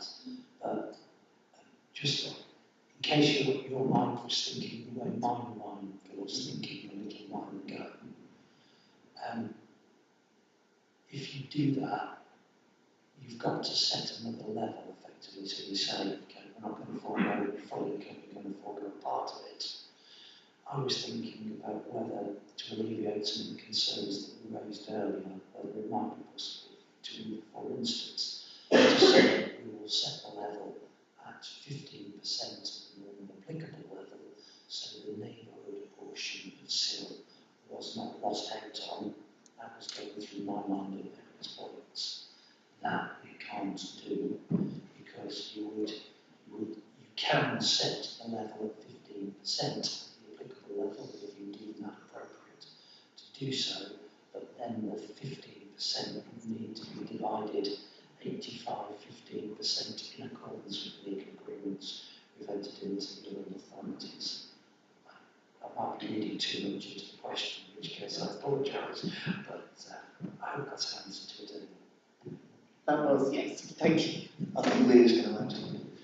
I think it's just worth reiterating that point Graham was touching on, that if you agree something different, there fundamentally needs to be a rationality to the decision that you ultimately make. So if you're minded to go somewhere in between, what would be the case? How would you justify that position is what you need to consider. Thanks, Leah. Further questions? Beth's got one. And Ellen. Sorry, no more. It was just come back to the neutrality and the credits that are costed for in it. Would the developer be paying all of those for phase 1 and 2 together at the beginning of the development? Yes, they would. So I think I can't remember the exact wording of the clause, but it kicks in above slab level, so they can clear the site and do enabling works, etc. But the minute they want to go above slab, they need to pay for the credits for phases 1 and 2. Okay, then Adam. Thank you. Looking at paragraph 46, I wonder if the officer could just set out some of the complexities in relation to the site, why it's been such a difficult site to unlock the additional costs above and beyond what you might develop.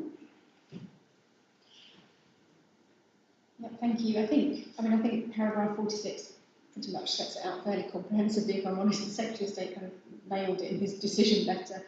This is a really, really complicated site. There have been a number of planning permissions granted on it, mainly kind of retail-led, and due to the kind of viability of the retail sector, those permissions have never commenced. But this is a really complicated site.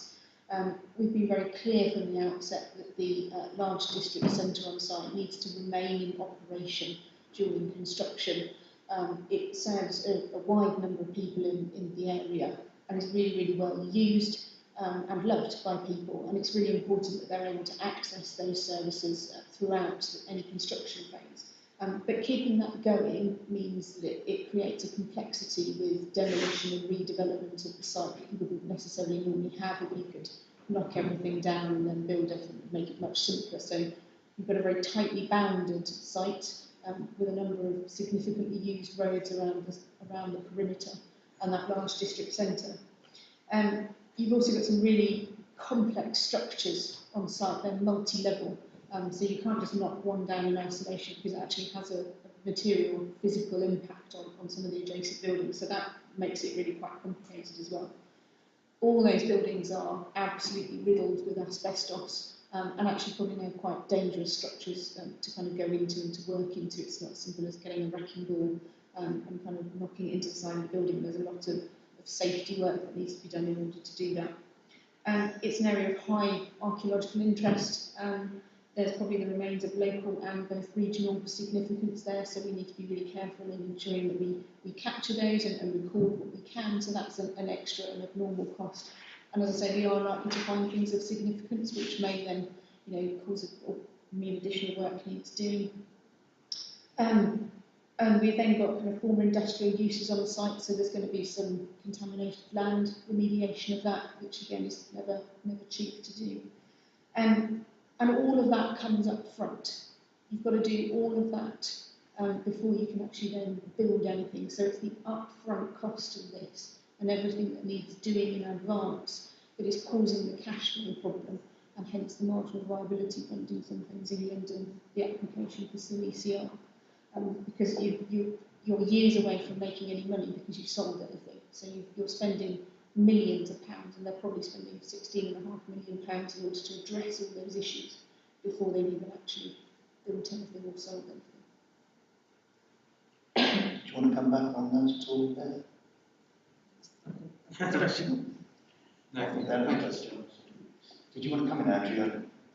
So I think Sarah covered it. I was just going to say that the HIF funding does not cover all of those upfront costs. It covers a significant amount of them, but not all of them. And in addition, some of the HIF funding can only be paid towards the affordable housing element. So there's 30% affordable housing coming forward in phases 1 and 2. So again, that's a further reason behind that. It's because they can spend more HIF funding up front. Okay. Any further questions? Beth? So going back to neutrality, I just wanted to clarify, because you said about slab level, there couldn't be a situation where if we were minded to grant exemption, that then I don't know where things are in terms of neutrality, that they could not have to pay those credits further down the line in terms of timescales. I suppose my worry is that they got one exemption and then the rules changed on neutrality and then they let off 3 million. That seems a big change. No, the law hasn't changed, so there were amendments proposed to the Levelling Up and Regeneration Bill, now the Act. They fell, so the law remains as it is, and there is clause in Section 1.6 that require them to pay that. If the law were to change, which seems unlikely now, although never say never, then they would be required to kind of vary their Section 106, so we would be able to kind of consider the acceptability of that at that stage. But obviously, mutual neutrality is a statutory duty that you know, and if the law changed, we wouldn't be in a position to be able to require that mitigation. But as I say, at the moment, they are bound to make that payment. Okay, any further questions? So now we move on. Are there any points members wish to raise or to debate, Adam? Can I ask one last question? Oh, go on. Yeah. Go on. Discuss the viability at length in relation to the community benefits. If the officer would set out the community benefits secured through the Section 106 agreement, please.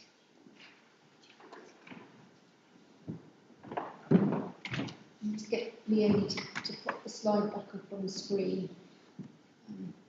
I think that kind of sets it out quite clearly. So, in terms of kind of community benefits, there's obviously a green infrastructure payment, £61,000 just over, and that's going towards enhancements in Gildencroft Park and Wenston Park in order to improve those facilities which are within close proximity to the site. We've also got extra car club provision. Importantly and uniquely through this, we've got a monetary contribution towards the area under the flyover. So that's City Council owned land, with developers giving us money to develop that as part of the site and part of the scheme, which I think is going to be hugely beneficial to the immediate area. And also on the site, we've got improved public realm, including an enhanced Anglia Square. It's a very well-loved place, Anglia Square, and it's really important to the community. That came out from the planning application that we keep that and enhance that. So that would be improved, along with wider public realm improvements. And we've also got a new changing places facility going in on site that will be kind of managed by the developer. And on-site kind of enhancements to the yellow pedalway, as I say. And one other huge thing I think is going to be the really tangible changes to bus stopping facilities on Magdalen Street, and that will really create a transport hub at Magdalen Street and really improve that pedestrian and traffic area immensely. So I think there is a lot going on kind of on-site and being provided by this development to really kind of show those wider and on-site regeneration benefits. That's what REMS is. So it's recreational impact mitigation, effectively. So this is where people go to protected sites outside of Norwich, effectively, and they make a contribution to their protection. Okay, Graham. Can I just add to that point, because the question was about community benefits, and clearly Sarah's listed out that if you like the direct infrastructure benefits that will be delivered through the development there. But I do think it's also pertinent to mention that actually this is a very significant investment in a deprived ward in the north of Norwich, around £280 million worth of investment over 10 years. That will have a significant and sustained impact in terms of the construction employment that's coming forward. I won't repeat the sort of numbers around there, but then employment opportunities would increase in terms of the operational impact of the development once it's built, and then there will be a knock-on indirect benefit in terms of employment opportunities because of that greater economic activity. Furthermore, over time, it's a classic thing about the community benefit of regen stuff. What you are doing is also removing something that undoubtedly blights the larger area through that, so you can see the impact of, for instance, Edward Street multi-storey car park and Sovereign House, that both have been derelict for quite a large number of years. They blight that wider area. It is no coincidence that we've got several different sites allocated for development down Sussex Street, down Pitt Street, and St Crispin's and the surrounding area that can come forward for redevelopment over time, and that frankly we've struggled a great deal to get market interest and to get that level of development away with the blight that Over the Square creates. So community benefits that will arise from the development moving forward are by no means just limited to that list of things that are infrastructure benefits that have been listed out by Sarah.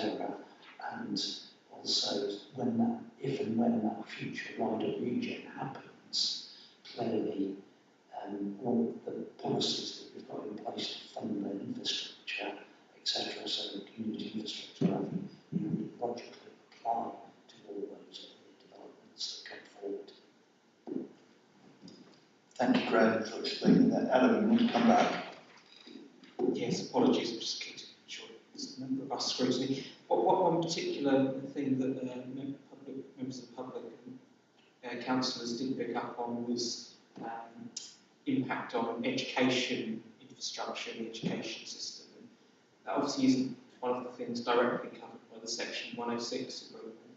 I know there was reference to it in the report. My Wellington officer responded to what the education sector said about development and its capacity to cope with this scale of development without additional infrastructure being funded. I think at the time of the planning application, we had no comment obviously on this application. There were considered to be sufficient number of school places to accommodate, given the type of accommodation that was being proposed. So it's mainly 1 and 2 bedroom flats, which aren't considered to be attractive to kind of families with children. So the Education Authority did say that they were happy that no contribution had been made and they felt there was capacity in the current facilities.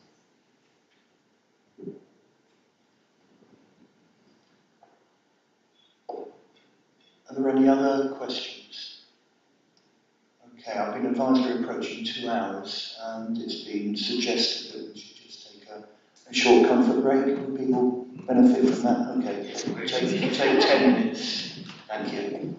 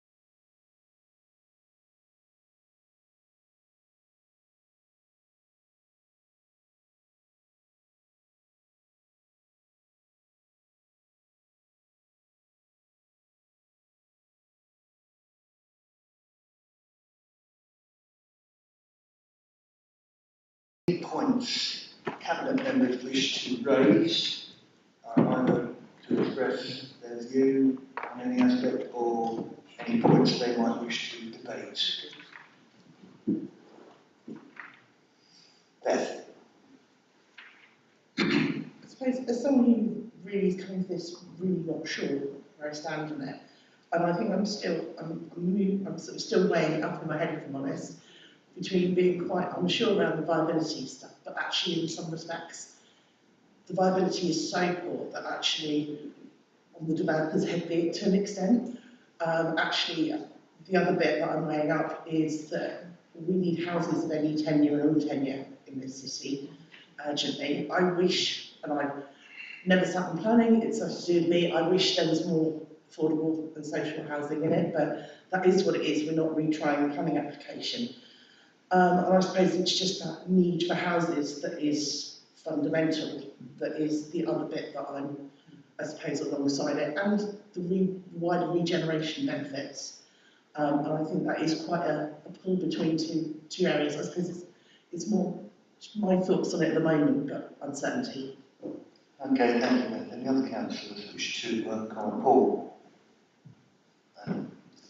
Thank you very much, Chair. At the end of the day, the reason why I want to come to the decision I do are for several reasons. I think, first of all, is that on the question of viability, I think Sir Humphrey would say, yes, Minister, it's a very brave decision to go ahead with this particular deal. I think that the best, this development, I should say, the best yield is about 10%, and that's, I think, very highly questionable. But whether would I invest in this? Frankly, no, I wouldn't, to be honest. But at the end of the day, I can see why Western Homes wants to do so.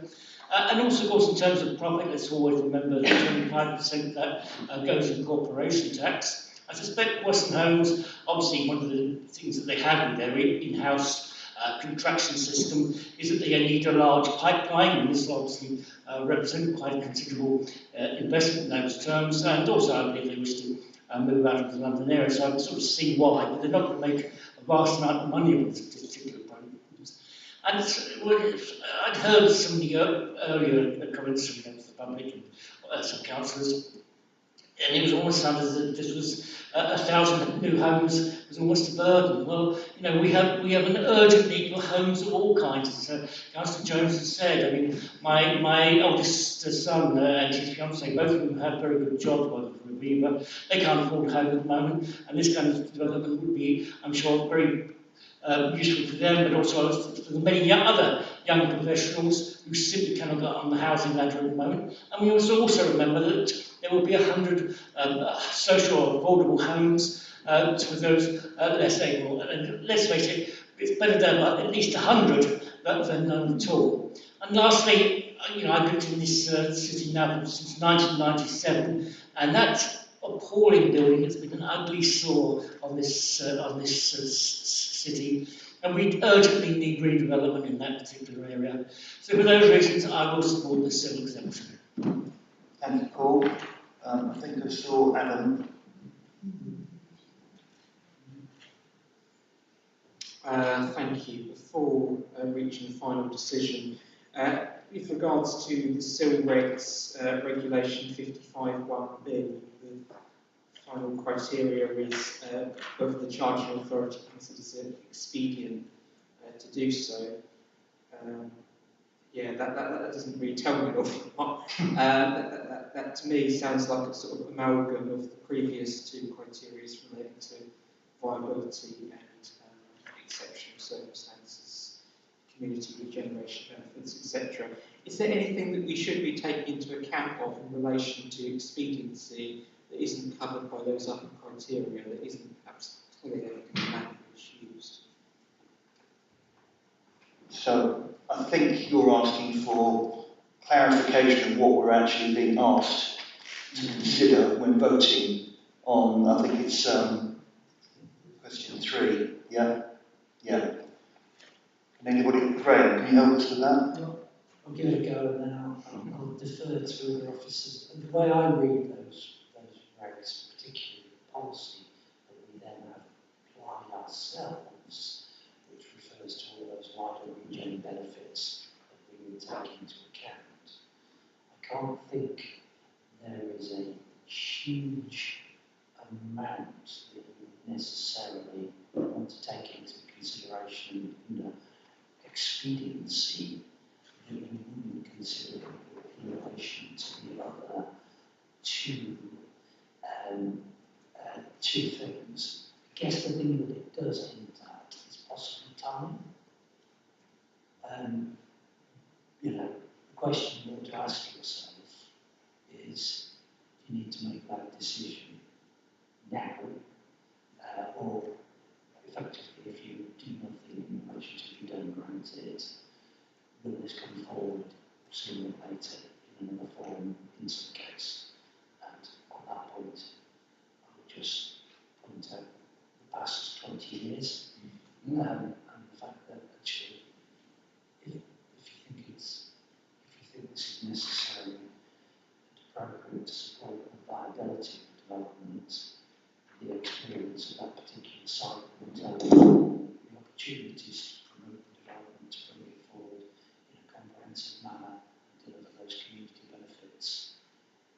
If there is any time when those community developments could be community benefits could be delivered, I struggle to think of a circumstance where we wouldn't decide it to be expedient to do so.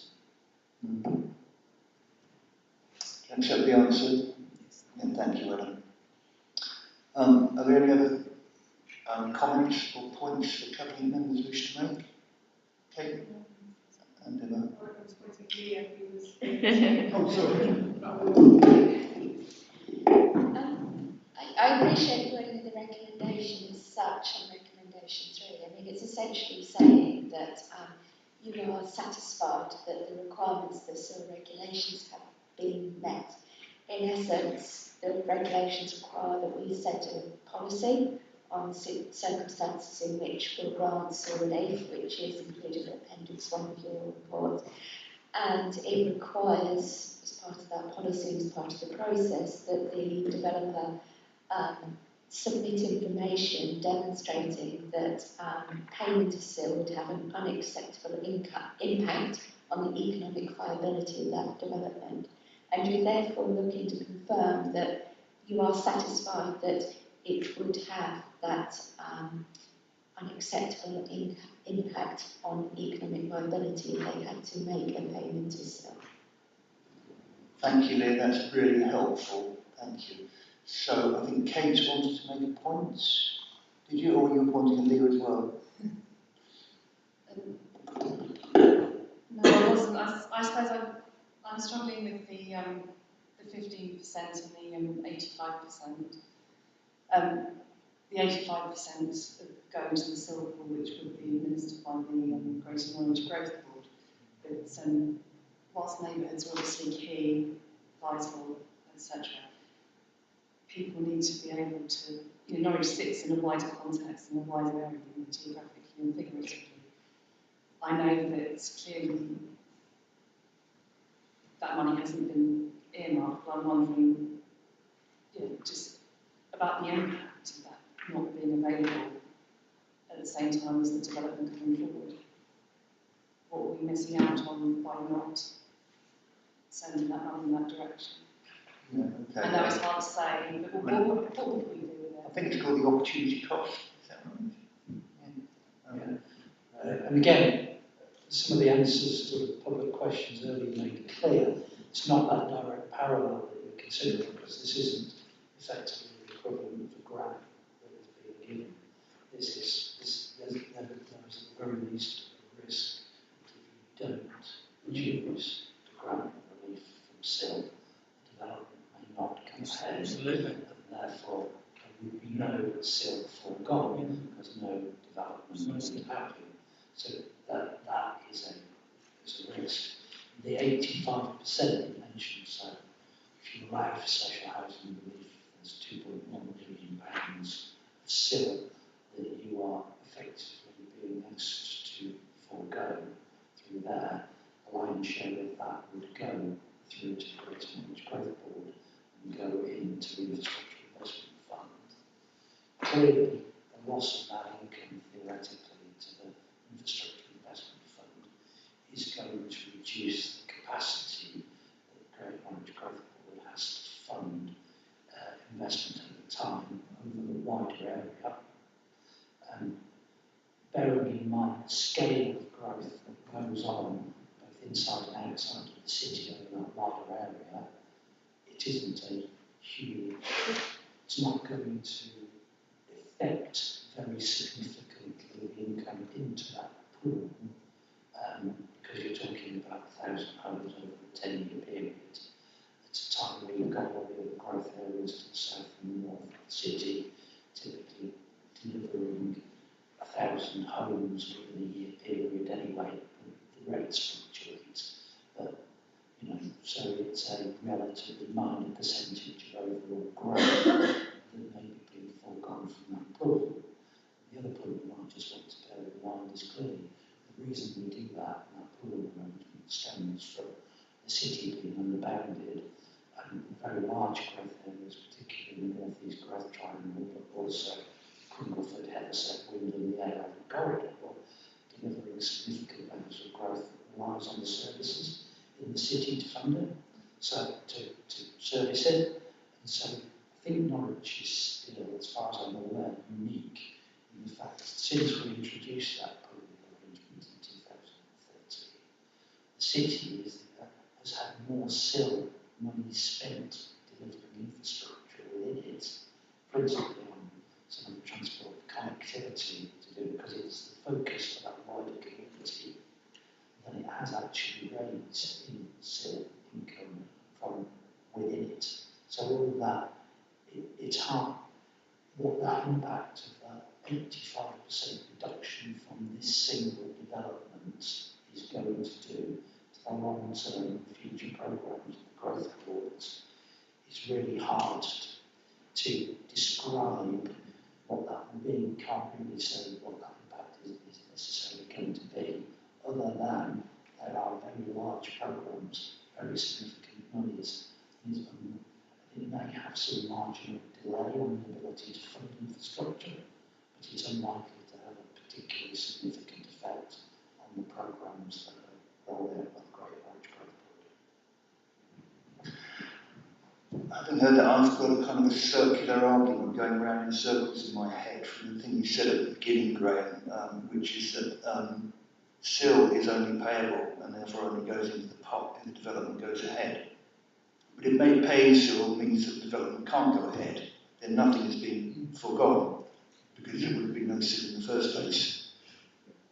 Yeah, that's how I kind of understand it. Yeah. And furthermore, there is that other argument that I made, that if this development does go ahead, it will have a regeneration benefit to that wider area, so further development would come forward, which just comes to the point that I think it's really hard to advise you effectively what that impact is going to be of this theoretical SIL income being foregone.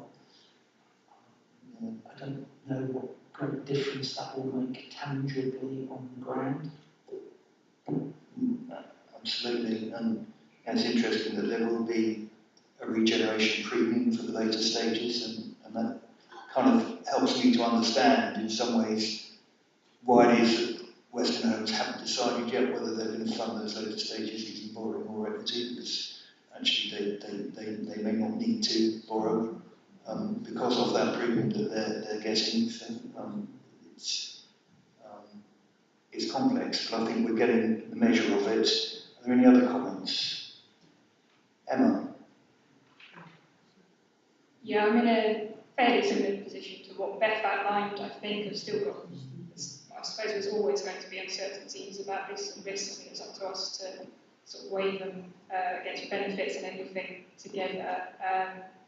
And that sort of uncertainty certainly doesn't come about because we've not had enough information or opportunity to scrutinise this. And I'd like to point out, as you said at the start, this isn't something we whipped on or lent on. We've had a really robust process of kind of getting up to scratch with some of the policies and principles that underlie this, and then having that chance to have this public discussion today, where all our questions have been asked and answered on the whole. But I think it's important to acknowledge that there are more complexities to this than being portrayed in some corners, and this isn't a clear-cut decision even still necessarily in my mind, although like colleagues, I think I'm starting to see where I'm going with this. The planning committee has obviously already determined this application, and I'm completely keen not to use this as a proxy for sort of revisiting that.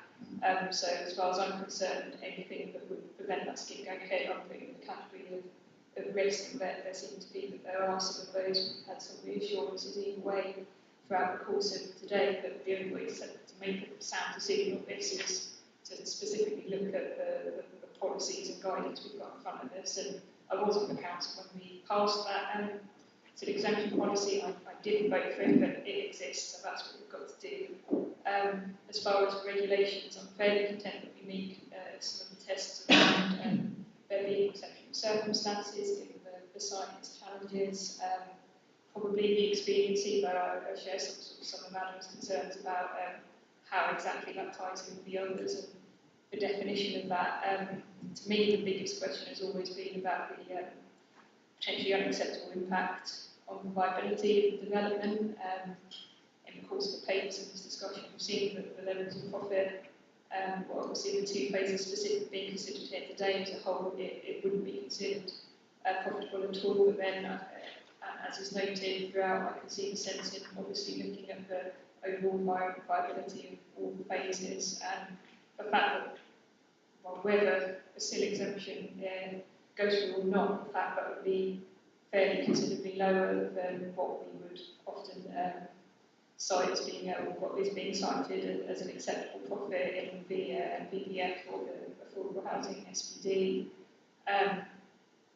Whether that 2.5% would make a difference to this going ahead and this being a viable development in the eyes of the developer is a bit of a question, something that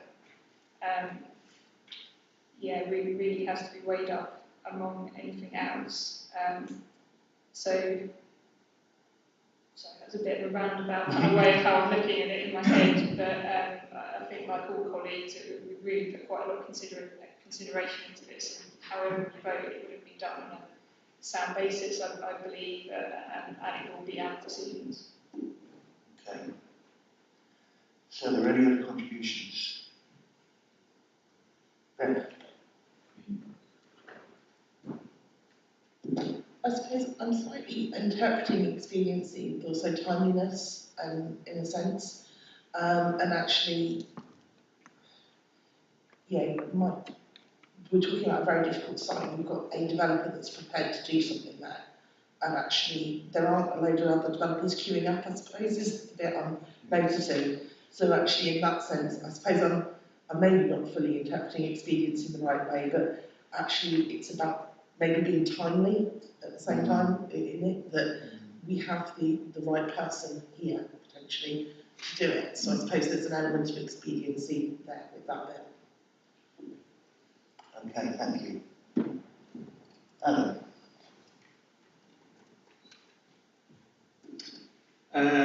Thank you.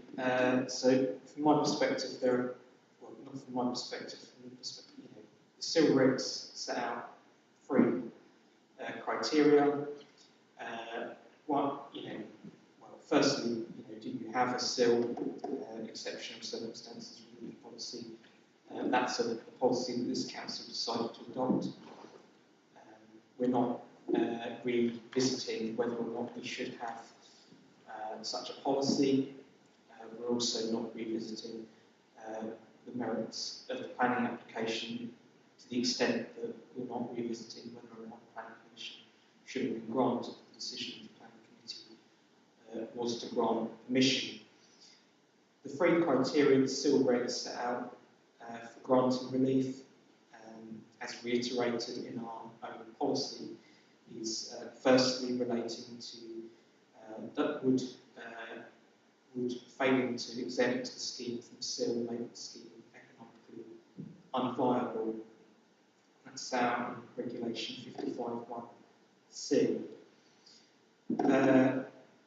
We've heard how market evidence has been utilised from several other sites in the city to calculate the base residential and commercial values. It's been explained to us why an existing use value closer to 30% would be acceptable because of the brownfield nature of the site, and it's set out in detail in the report how complex the site is, the decontamination, remediation, demolition, asbestos removal, etc. works that are required in the development. In relation to viability, we've heard, and it can be read how the scheme is borderline in its viability.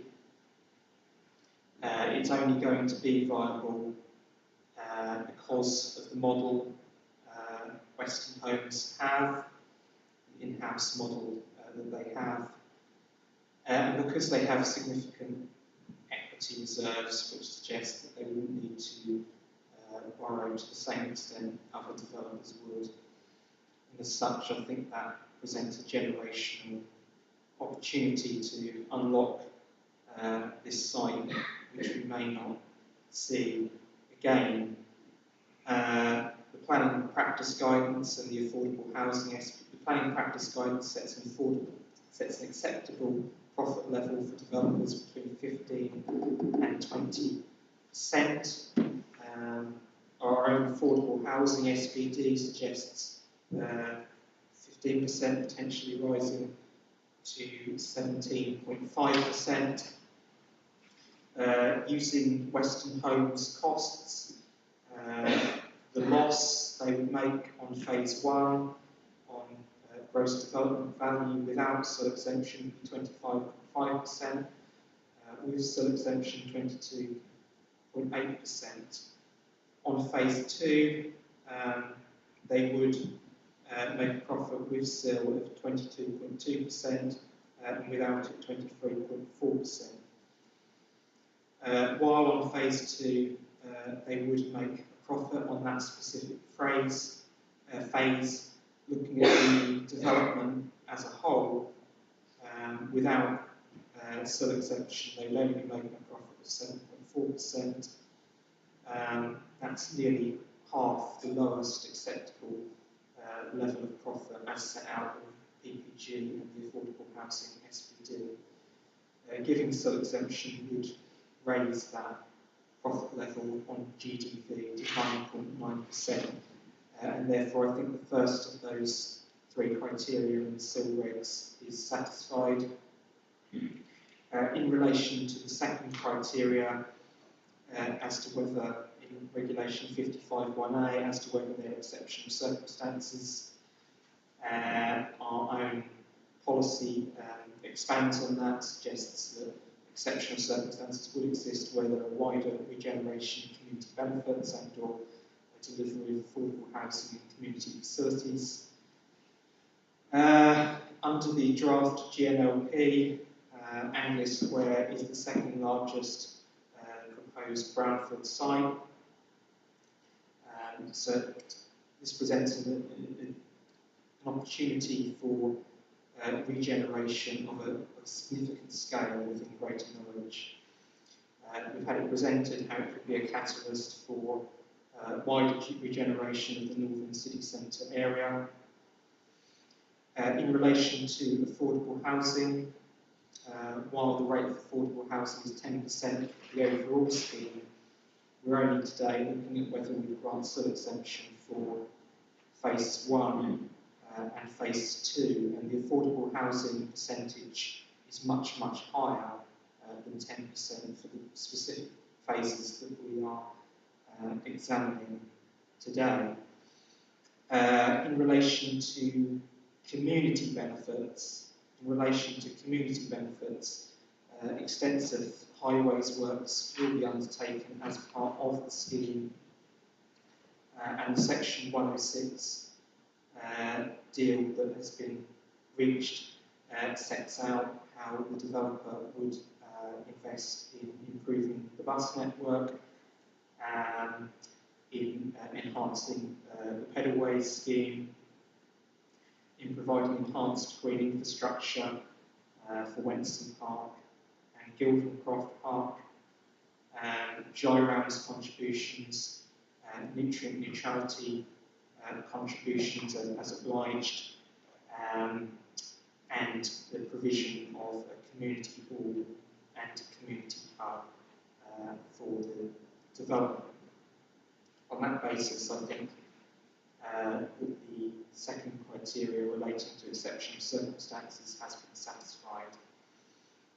Third criteria relating to whether us as the local authority, regulation 55(1)B, considers it expedient to grant such relief.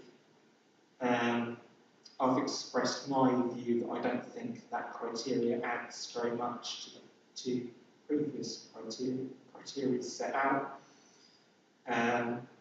It's been mentioned, reflecting our policy, that it may be a question of timing and the urgency of the necessity to bring forward the scheme as soon as possible.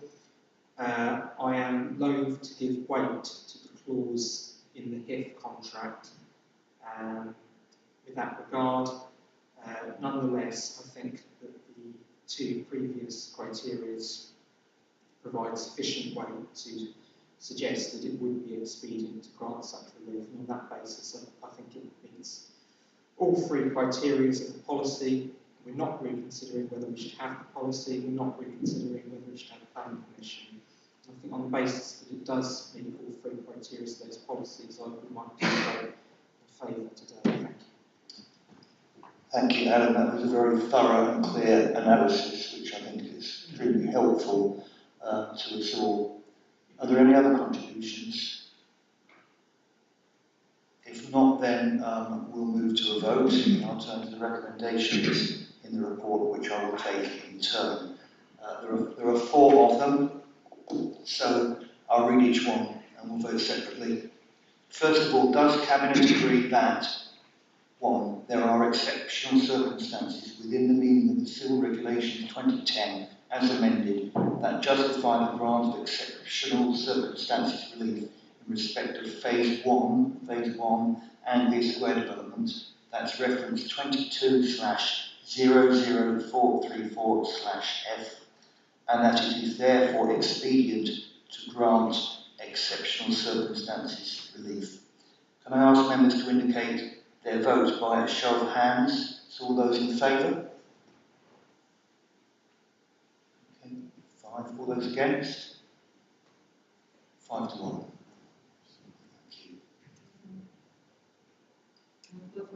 Yeah? I do believe those exceptional circumstances, and I believe they're sufficiently exceptional to convince me.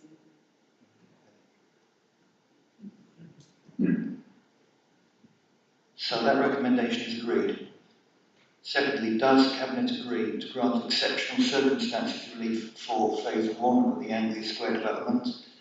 That's reference 22/00434/F, in accordance with the Council's adopted exceptional circumstances relief policy. Can I ask members to indicate their vote by a show of hands? All those in favour? All those against? Yes. Okay, thank you. That recommendation is agreed. Thirdly, does Cabinet agree that there are exceptional circumstances within the meaning of the Civil Regulations 2010 as amended to justify the grant of exceptional circumstances relief in respect of Phase 2 Anglia Square development, that's reference 22/00434/F, and that it is therefore expedient to grant exceptional circumstances relief? Can I ask members to indicate their vote by a show of hands? All those in favour? Those against? Thank you. That recommendation is agreed. And finally, does Cabinet agree to grant exceptional circumstances relief for Phase 2 of the Anglia Square development? That's reference 22/00434/F, in in accordance with the Council's adopted exceptional circumstances relief policy. Can I ask members to indicate their vote by show of hands? All those in favour? All those against? That recommendation is agreed. That is the end of the meeting. Thank you very much, everybody. Good evening.